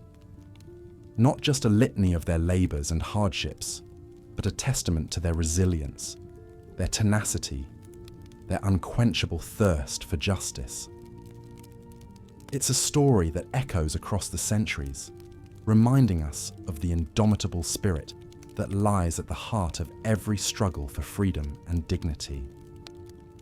And so, as we gaze back through the mists of time, let us remember these humble folk, the gong farmers and ditch diggers, the woodcutters and swineherds.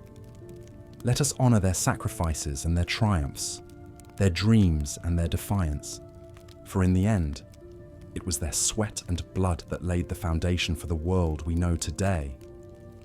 It was their unsung heroism that paved the way for the rights and liberties we now take for granted. Their names may have been lost to history, but their legacy endures. And as long as there are those who strive for a better world, their story will never be forgotten. The sun rises higher in the sky, casting its light over the medieval village. The peasants labour on, their lives a testament to the indomitable human spirit in the face of adversity.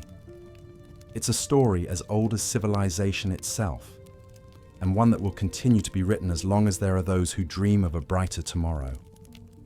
But for now, we leave them to their toil, secure in the knowledge that their struggles and their triumphs will echo through the ages. Rest well, weary listener, and may the quiet courage of these medieval peasants be a balm and an inspiration, even in the darkest of times. As the sun set over the medieval village, casting a warm golden glow across the thatched roofs and muddy lanes, the weary peasants trudged home after another long day of backbreaking labour. Their hands were calloused and their faces weathered from countless hours toiling in the fields, tending to livestock and serving their feudal lords. Despite the hardships they endured, there was a quiet dignity in their simple way of life, a strength and resilience forged through adversity. For most peasants, there was little hope of ever escaping the crushing poverty and servitude that defined their existence. They were bound to the land, their fates intertwined with the fortunes of their noble masters. From the moment they were born until their dying breaths, they were destined to work the soil, raise crops and animals, and fulfill their duties with unquestioning obedience. But even amidst the daily grind of feudal life, there were occasional moments of reprieve and joy. The church feast days were eagerly anticipated events when work ceased and the village came together to celebrate their faith and community. Harvest time, too, brought a sense of satisfaction and camaraderie as neighbours worked side by side to bring in the ripened grain before winter set in. And then there were the travelling minstrels who sometimes passed through the village, bringing with them songs, stories and news from distant lands. For a few precious hours, the peasants could forget their troubles and lose themselves in tales of brave knights, fair maidens, and mystical creatures. It was a rare glimpse of a world beyond their own narrow confines. Yet despite these fleeting pleasures, the life of a medieval peasant was one of unrelenting hardship and struggle. They were at the mercy of the elements, vulnerable to droughts, floods, and blights that could destroy their crops and bring famine in their wake. They lived in constant fear of disease, with no understanding of how to prevent or treat the maladies that stalked their communities. And always, there was the spectre of war, of marauding armies that could lay waste to their fields and homes, leaving them destitute and starving. Perhaps it was no wonder, then, that the dream of freedom and a better life smouldered in the hearts of many peasants. Though they risked severe punishment or even death for defying their masters, there were those who dared to rebel against the oppressive feudal system. In England, the Peasants' Revolt of 1381 saw tens of thousands of commoners rise up against the nobility, demanding an end to serfdom and unfair taxation. Though the uprising was ultimately crushed, it sent shockwaves through medieval society and sowed the seeds of change that would slowly take root in the centuries to come. As night fell and the peasants settled into their humble abodes to rest their aching bodies before another day of toil began, one could only imagine the dreams that drifted through their minds. Dreams of a life unshackled from the bonds of servitude, of a world where they were masters of their own destinies. They may have been the lowliest members of medieval society, but in their hearts burned a fierce and unquenchable spirit. A spirit that would endure through the ages and pave the way for the freedoms we enjoy today. So let us pause and reflect on the lives of these medieval peasants, the common folk whose hard labour and quiet strength built the very foundations of the modern world. Though their names may be lost to history, their legacy lives on in the values of perseverance, resilience, and hope that they embodied. As we drift off to sleep, let us carry their stories with us and honour the sacrifices they made. For in remembering and learning from the past, we may just find the wisdom and courage to face the challenges of our own time. The peat diggers were another group of medieval peasants who toiled in obscurity, carrying out backbreaking work that was vital to the functioning of their communities.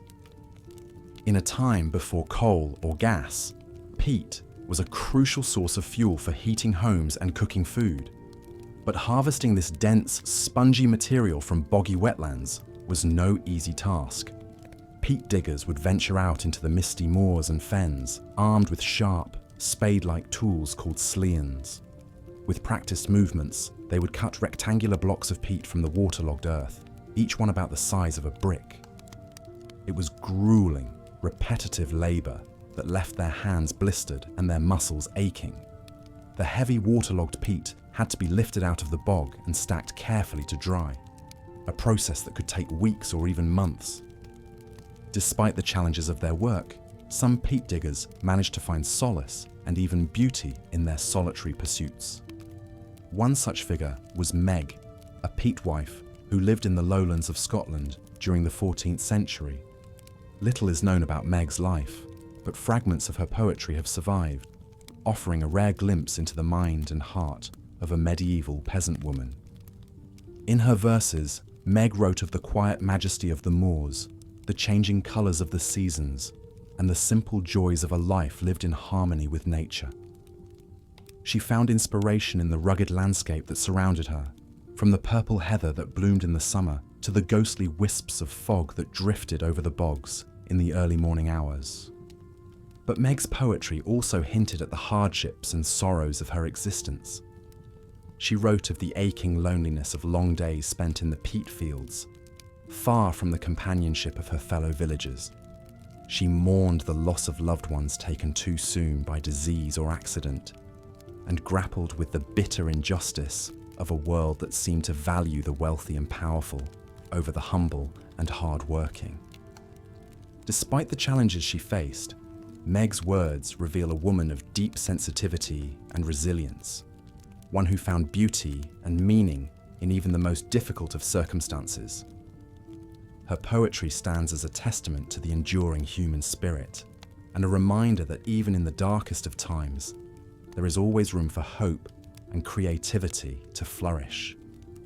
As we contemplate the life of Meg the peat wife and the countless other peasants who laboured in obscurity during the Middle Ages, we are reminded of the quiet strength and dignity of the common people.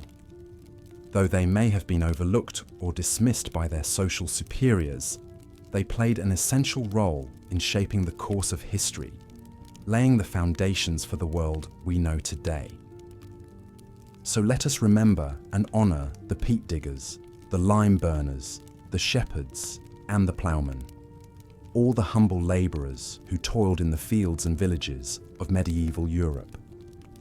Their stories may be largely lost to time, but their legacy lives on in the values of hard work, perseverance, and hope that they embodied. As we drift off to sleep, let us carry their memory with us and be inspired by their example to face the challenges of our own lives with courage and grace.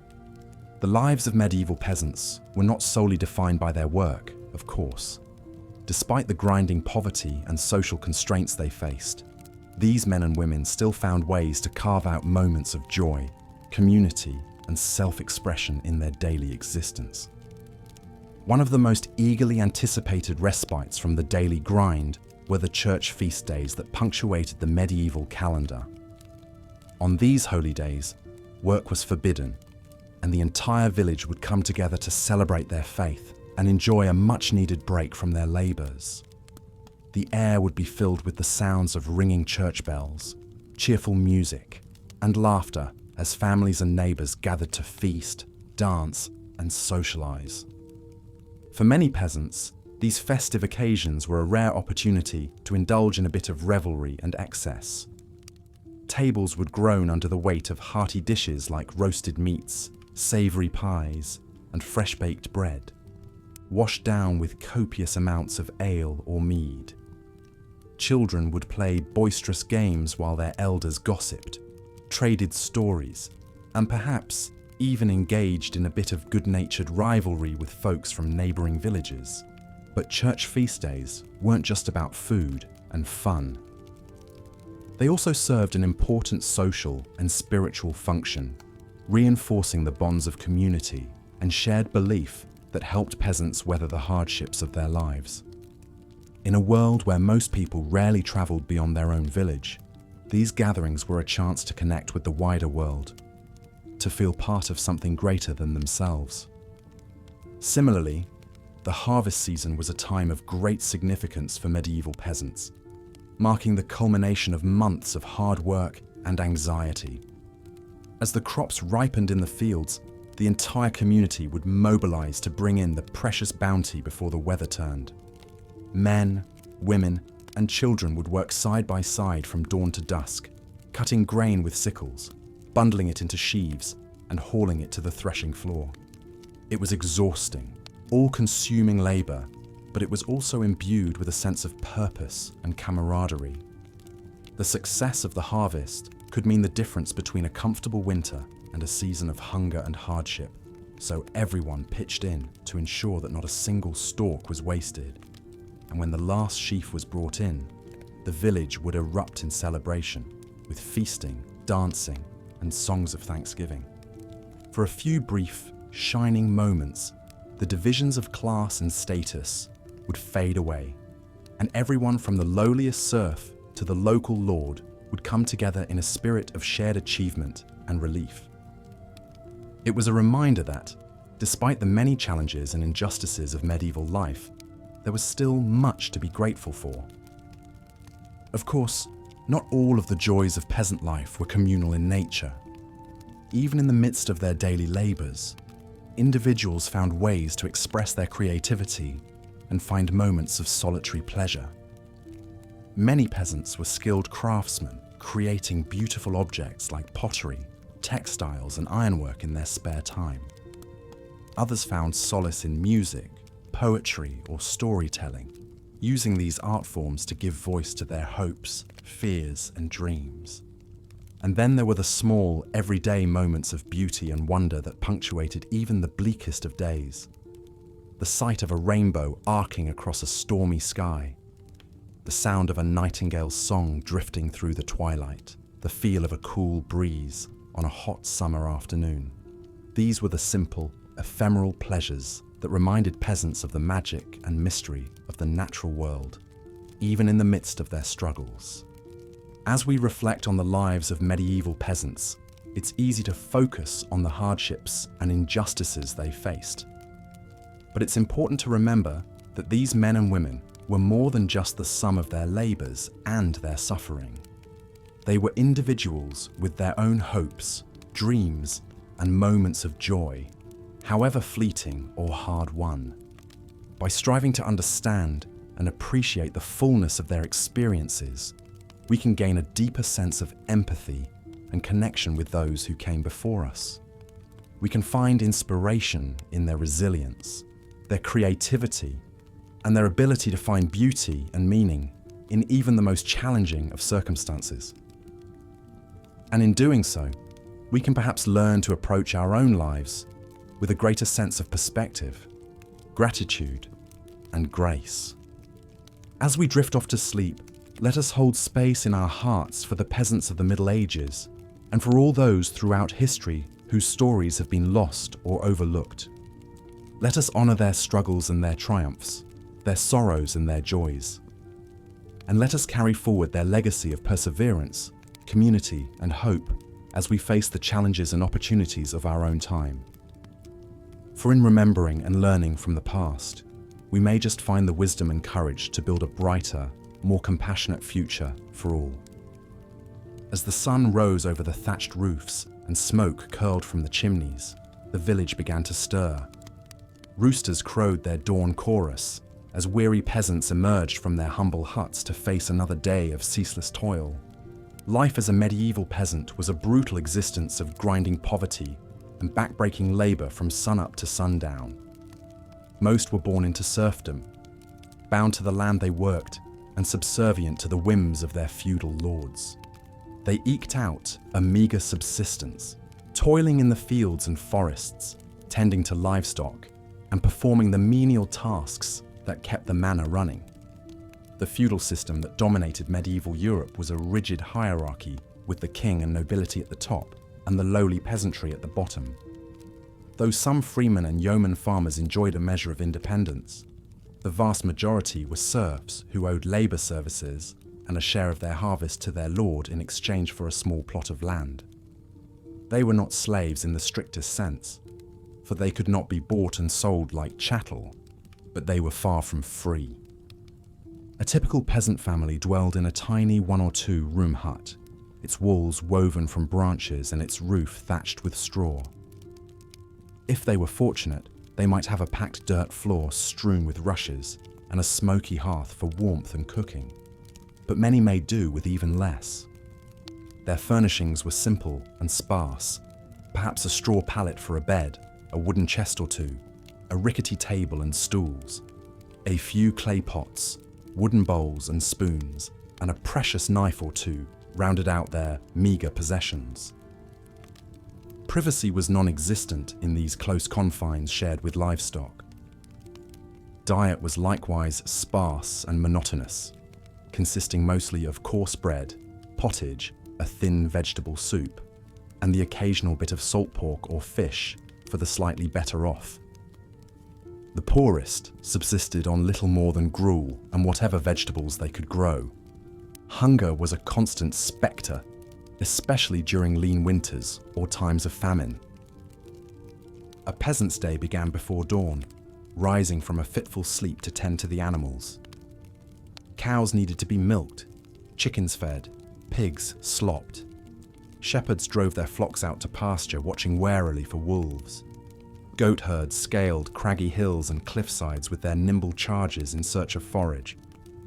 Come daylight, most peasants headed to the fields that stretched beyond the village confines. Here, endless hours were spent in grinding, repetitive labor, planting and harvesting the wheat, rye, barley, oats, peas and beans that sustained the populace. It was a hard-scrabble existence at the mercy of the elements, pests, and the success of the harvest. Hunched over in the morning chill, the ploughman guided his lumbering oxen team as they strained against the heavy wooden plough. Foot by foot, furrow by furrow, he tilled the soil in the time-honored way, unchanged for centuries. It was exhausting work that left him bone-weary and aching at day's end. Following in his wake came the sowers, scattering precious seed carefully saved from the previous harvest. With a deft flick of the wrist, they cast the grain upon the fertile earth, knowing that their family's survival depended on their skill and judgment.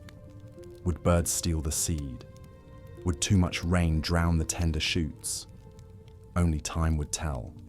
When the wheat ripened to a tawny gold beneath the summer sun, the reapers assembled, armed with their curved sickles. Bent double, they methodically scythed the stalks, gathering them into sheaves to be collected and threshed.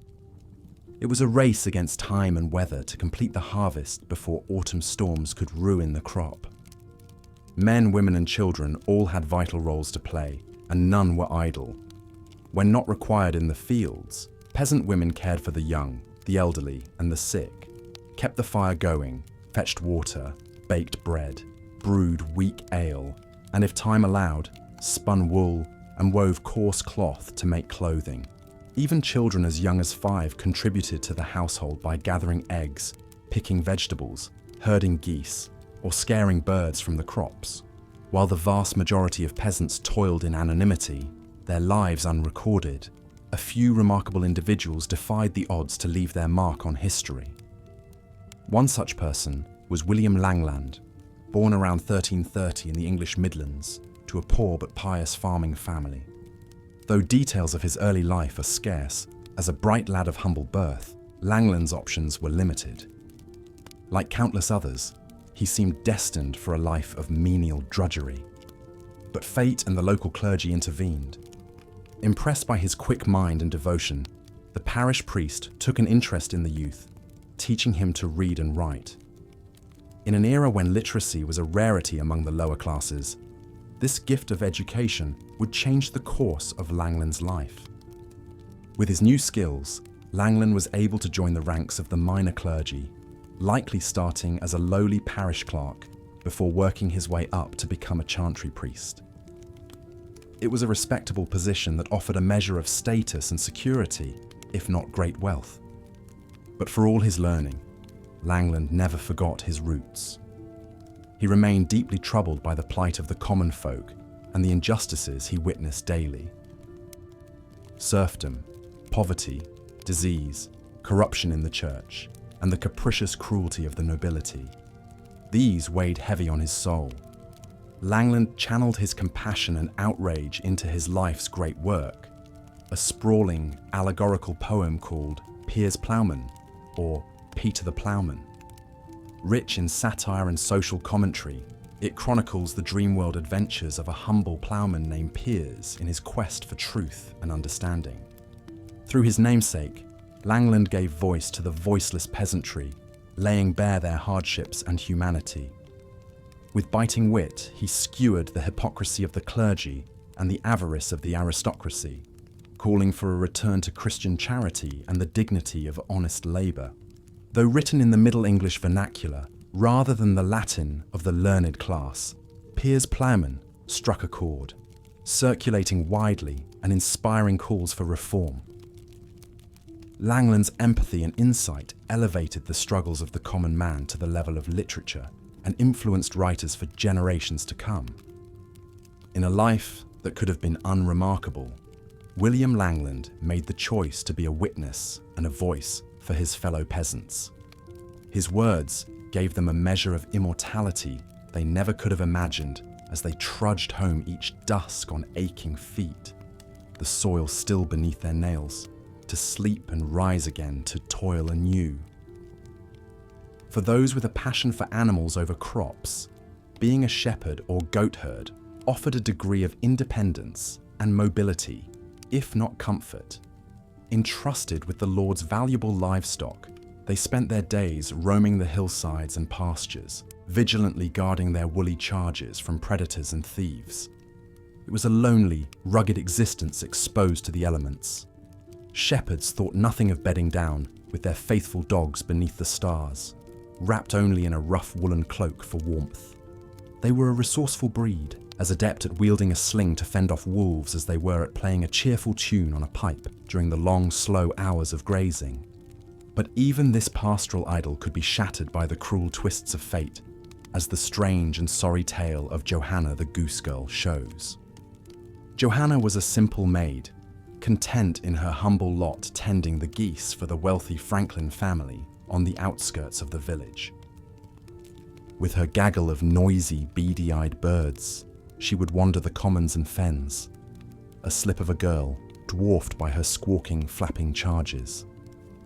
The villagers would smile to see her go by, trailed by a great white and grey cloud of honking geese oblivious to all but the next choice morsel. Johanna had a way with the fowl, a knack for keeping them in line with softly spoken words and the occasional stern wave of her crook. She took pride in delivering them plump and pristine for the Franklin's table on high feast days and holidays. But beneath her sunny demeanour, Johanna harboured a secret passion. Whenever she could steal a moment away from her geese, she would hasten to the hedgerows and forest edges to gather herbs, feverfew, tansy, pennyroyal, wolfsbane. With patient experimentation, she taught herself the arts of healing and remedy, tending to sick villagers and birthing mothers with her potions and poultices. Word of her gift spread, and soon people from all over the district were seeking out the Goose Girl for her cures and midwifery skills. To the desperate and ailing, Johanna was an angel of mercy, but to others, especially those in power, an unlearned peasant girl meddling in such matters could only be one thing: a witch. Accused by envious rivals and fearful clerics, Johanna was arrested and hauled before the court. In vain, she protested her innocence, claiming she was but a simple goose girl who had only ever sought to help those in need. But the forces arrayed against her were implacable. Witnesses came forth to swear they had seen her cavorting with imps and devils in the moonlight, gathering strange herbs for her foul brews. Under threat of torture, poor Johanna broke down and confessed to all manner of outlandish crimes and congress with Satan. Her terrible fate was sealed. The sentence, burning at the stake, was handed down swiftly and without mercy. The pious villagers who had once sought her aid now jeered and cursed as she was led to the pyre, bewailing her betrayal and wicked ways. As the flames licked around her, Johanna's desperate screams pierced the air, mingling with the crackle of the fire and the honking of the geese set free to wander masterless. A pungent whiff of herb smoke tinged the inferno, lending a bitter irony to her demise. Thus perished Johanna, the Goose Girl, a victim of the ignorance and superstition of her age. Her crime, naught but compassion cloaked in the peasant arts of herb and healer. In a time when women, especially those of low birth, were so easily demonized, her fate was all too common. Not all jobs on the Lord's estate allowed for the small freedoms and open air enjoyed by the goose girls and shepherds. For those at the very bottom of the social order, only the most menial, unpleasant tasks would do. Chief among these was the reviled role of the gong farmer, a lowly serf charged with the unenviable task of cleaning out latrines, privies, and cesspits. Day after day, these wretched souls would wade knee-deep through the fetid muck, shoveling the waste into buckets to haul away and dispose of. The stench was unbearable, a noxious miasma of human excrement mingled with rotten food scraps, animal dung, and other vile effluvium. Even the hardiest soul would gag and heave, eyes streaming, as they tried to breathe through a rag tied across their face. But worse than the smell was the very real danger of disease. The gong farmers waded unprotected through a toxic soup, teeming with parasites and pathogens, at a time when concepts of hygiene and sanitation were utterly alien. It's little wonder so many fell victim to dysentery, cholera, and other horrific ailments. Their life expectancy was dismally short. It's telling that this critical but loathsome job was reserved for the lowest of the low in the feudal hierarchy. These were the expendables, the untouchables, their lives considered of little worth beyond the filthy function they provided. They were shunned by their fellow peasants and exist mostly as passing references in the chronicles of the time, faceless and forgotten. Slightly higher on the estate drudgery scale were the ditch diggers, tasked with the back-breaking work of draining land for farming, digging irrigation channels, and excavating defensive trenches for the Lord's fortifications. From dawn till dusk, they would hack at the stubborn sod, hurling shovelfuls of dirt until their hands blistered and their shoulders screamed. It was a Sisyphean effort, for as soon as one section was cleared, silted up or collapsed, they would have to start anew. The ditches were their domain, the standing water and sucking mud their constant companions. Mosquitoes, leeches, and venomous water snakes were an ever-present hazard, to say nothing of the risk of cave-ins and drowning. Many were the mothers' laments for sons who marched off to dig and never returned, their lungs choked with muck or their bodies broken beneath a ton of crumbling earth. It was a hard way to rest a living, an endless, brutal battle against nature fueled only by thin gruel and the overseer's lash. And then there were the woodcutters, those hardy souls who journeyed out each morn to the Lord's forests to hew and haul the great timbers that fed the ever-hungry fires of the manor and village. Theirs was a world of sap and sawdust, of flashing axes and ringing wedges, of straining sinews and crushing weights. To fell a full-grown oak or elm was no mean feat in an age before motorized saws and metal wedges. Armed only with hand-forged axes and primitive saws, the woodcutters would hack and chop for hours to bring down a single tree, scrambling clear with shouts of timber as the groaning giant finally succumbed. But that was only the beginning, for then came the Herculean task of delimbing, bucking, and splitting the behemoth into transportable pieces. Green wood is heavy and stubborn, fighting the blade at every turn. A man could exhaust himself wrestling a single log onto a mule cart, only to have to repeat the process a dozen times more. Accidents were common and horrific: crushed limbs, severed fingers, fatal blows from kickback and widowmakers.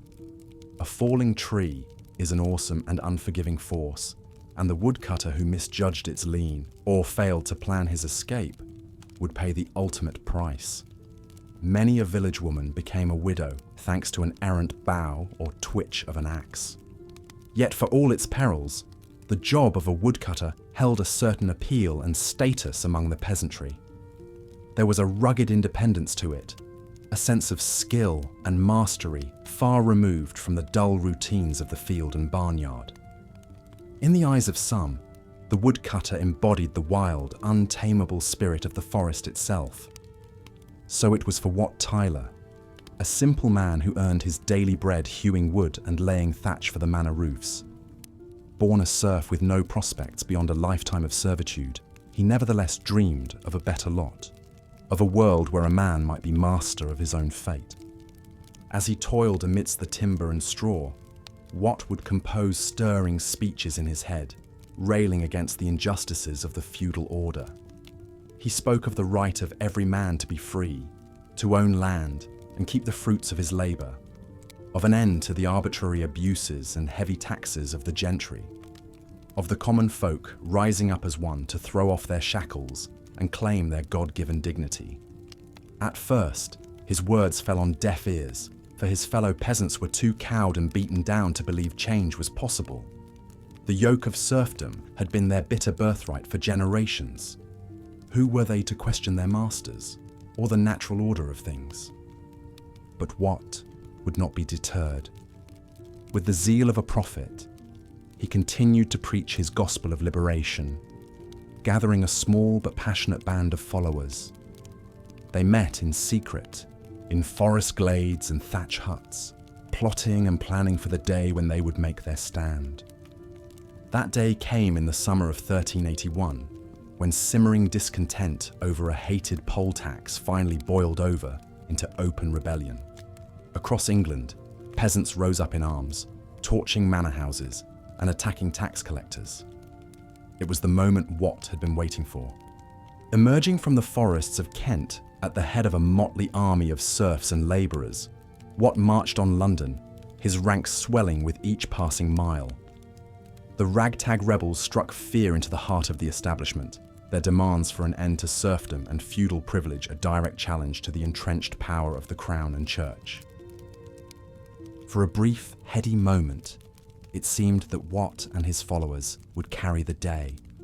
They stormed the Tower of London, executed the hated chancellor and treasurer, and even won an audience with the boy king Richard II, who quailed before their might. But fate and treachery would conspire against them. During a heated parley at Smithfield, Watt was suddenly attacked and stabbed by the Lord Mayor of London. As he lay bleeding, the rebellion fell into disarray, and the king's men moved in for the kill. Wat Tyler, the visionary woodcutter and peasant's hero, would not live to see his dream of a more just social order come to pass. Captured and condemned as a traitor, he was hanged, drawn. As the sun sinks slowly over the thatched roofs of the village, the peasants make their weary way home after another long day of toil.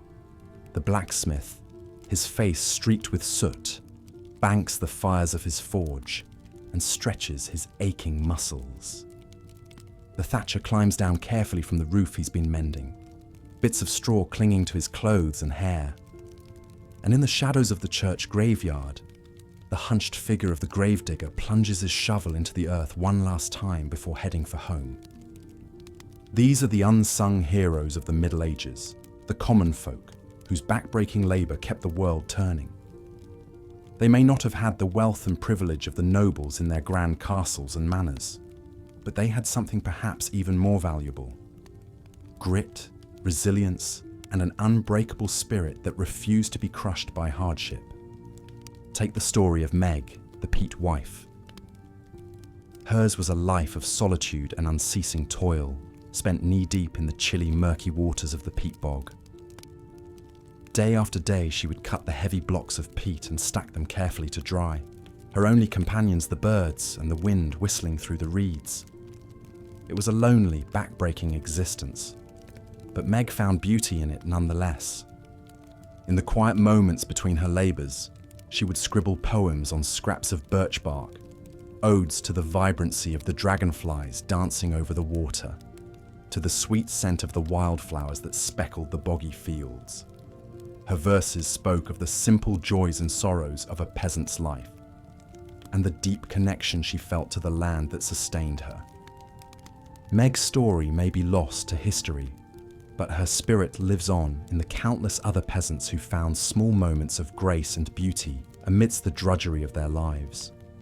The shepherds who watched in wonder as the first tentative lambs of spring took their wobbling steps. The reaper who paused to wipe the sweat from his brow and marvel at the glint of the sun on the scythe's blade. The thatcher who took pride in a roof well mended, knowing it would keep a family safe and warm.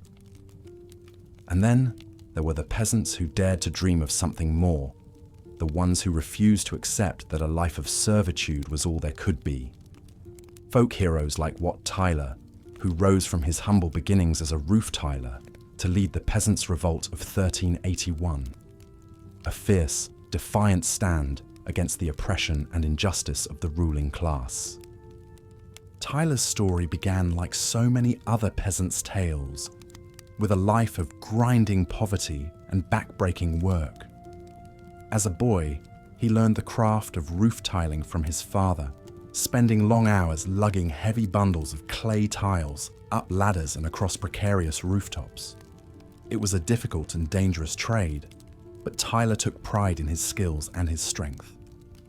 But as he grew older, Tyler began to chafe against the rigid confines of the feudal system that kept peasants like him trapped in a cycle of poverty and subservience.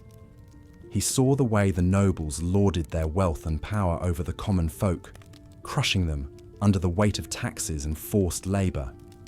And he saw the way the clergy, meant to be the moral conscience of society, more often than not sided with the wealthy and powerful over the downtrodden masses. Something kindled in Tyler's heart, a spark of righteous anger that would soon flare into the flames of rebellion. In 1381, when the crown imposed yet another crippling tax on the peasantry, Tyler had had enough. He rallied his fellow villagers, urging them to stand up and fight for their rights as free Englishmen. Word of the uprising spread like wildfire through the countryside, and soon tens of thousands of peasants had joined the cause, marching on London to demand an end to serfdom and unfair taxation. With Tyler at their head, the rebels stormed the Tower of London, captured and executed the hated men who had oppressed them for so long, the Lord Chancellor and the Lord Treasurer. For one brief, shining moment, it seemed as if the peasants might actually triumph, as if the world they had always known might be remade into something new and better. But it was not to be. The young king, Richard II, threatened by the growing power of the rebels, lured Tyler into a trap and had him brutally executed, his head displayed on a pike as a warning to any who would dare defy the crown. The peasants' revolt was crushed, and the dream of a more just and equitable society retreated into the mists of history. But the spirit of defiance that Wat Tyler embodied would never be entirely extinguished. It lived on in the peasants who continued to toil and struggle, who found small moments of joy and meaning in their hard-scrabble lives, and who held fast to the hope that one day their children or their children's children might know a better world. As darkness falls over the medieval village, the last of the peasants shut their doors against the chill of the night. In the smoky dimness of their huts, they gather close around the meagre warmth of the hearth, telling stories of the day's labours and the dreams that keep them going. A mother soothes a fretful child with a lullaby about the heroic deeds of Johanna the Goose Girl. A grizzled old swineherd recounts the bawdy exploits of his youth to a rapt audience of young men. A peat cutter's wife recites one of Meg's poems, her voice soft and lilting in the flickering firelight. These are the tales that will sustain them through the long, hard years ahead, the tales of ordinary men and women who faced extraordinary hardships with courage, resilience, and grace. They may be forgotten by the history books and the chronicles of kings and queens, but they will live on in the hearts and minds of their descendants, the peasants who will continue to till the fields, raise the animals, and build the world anew with the sweat of their brows and the strength of their backs. And as we drift off to sleep, our minds filled with the sights and sounds of that long ago world, we can take comfort in the knowledge that their legacy endures. In every farmer who coaxes life from the stubborn soil, in every labourer who takes pride in a job well done, in every soul who dares to stand up for what is right and just. There, the spirit of the medieval peasant lives on, unbroken and unvanquished, a testament to the unbreakable courage of the common man. So let us remember them, these humble heroes of history, the ploughmen and the shepherds, the gravediggers and the gong farmers, the peat wives and the goose girls. Let us honour their struggles and their triumphs, their sorrows and their joys. And let us carry their stories with us as we face the challenges of our own time, drawing strength and inspiration from the knowledge that we are all the heirs of their unbreakable spirit.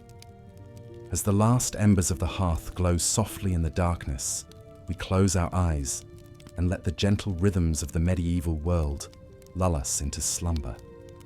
The distant lowing of cattle, the soft rustle of wind through the thatch, the creaking of timbers and the sighing of sleeping peasants, all these meld together into a soothing lullaby, a reminder of the deep and abiding connection we share with all those who came before us. And as we drift off into dreams, we can almost see them, the peasants of ages past, toiling and striving, loving and laughing, their faces lined with the joys and sorrows of a life well lived. They are with us still, these forgotten heroes, watching over us from the mists of time, reminding us always of the enduring power of the human spirit to overcome, to endure, to dream. And so we sleep, cradled in the warmth of their memory, secure in the knowledge that no matter what trials may come, we will face them as they did, with courage, with compassion, and with an unshakable faith in the goodness that lies at the heart of every man and woman, no matter how humble their station or how hard their lot. This is the legacy of the medieval peasant, a legacy of hope, of resilience, and of the untamed beauty of the human soul. May it guide us and sustain us, now and always, as we make our own way through the winding paths of history, writing our own stories of struggle and triumph, of sorrow and joy, in the great and eternal chronicle of human life. As we've seen, the peat digger's life was one of solitude and struggle, cut off from the daily rhythms and interactions of village society. While the villagers gathered in the square to socialize or sought comfort in their faith at church, the peat digger retreated further into the wilderness of the bog, finding a strange sort of peace in the stillness broken only by the squelch of the spade and the rustle of the wind through the reeds. But even in the margins, in the fringes of the medieval world, there were glimmers of light, of beauty and humanity amidst the hardship. Meg, the peat wife, as she came to be known, was one such glimmer. Toiling alone, season after season in the marshy peat bogs, Meg developed a singular connection to the natural world around her. In stolen moments between the endless labor of cutting and stacking the heavy peat bricks, she began to compose poems, simple, heartfelt verses that captured the subtle changes in the light, filtering through the mists, the sounds of the moorland birds, the small joys of a rare flower blooming in the barren bog. Meg's poems went largely unheard in her lifetime, passed down only in whispered snatches to the few souls she encountered on the peat marsh. But they endured, these humble yet profound expressions of a world-weary spirit, still capable of wonder, just like the peat that she dug from the earth, compressed and preserved through the centuries. In Meg's poetic fragments, we catch a fleeting glimpse of the inner lives of the forgotten folk at the bottom rungs of the feudal world, their dreams and sorrows, their small defiances in the face of a destiny that seemed as fixed and unyielding as the medieval social order itself. For the peasantry as a whole, the daunting edifice of that social order remained very much intact as the Middle Ages slowly crept towards their close.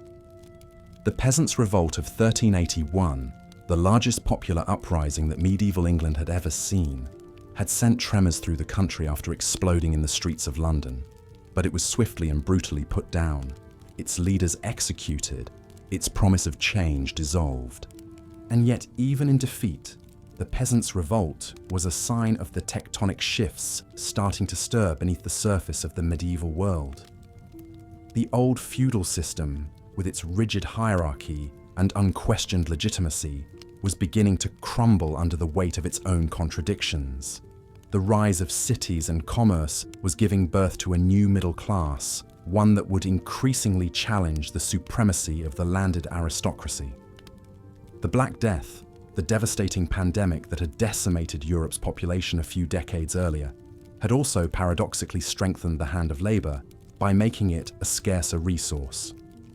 So even as the sun set on another long, hard day for the medieval peasantry, the faintest rays of a new dawn were starting to peek over the horizon. Change would come slowly, fitfully, with many setbacks and reversals along the way. But the seeds had been planted, and they would continue to grow in the cracks of the feudal edifice until they finally burst through and remade the world. The medieval peasantry, from the ploughman in the field to the lowly gong farmer, from the forgotten peat digger to the humble shepherd, may have been condemned to a life of thankless, back-breaking toil. But through that toil, they laid the foundations upon which our modern world would be built. In their struggles, their endurance, their fleeting moments of joy and unvarnished expressions of sorrow, we see a reflection of the human spirit in all its resilient, vulnerable glory.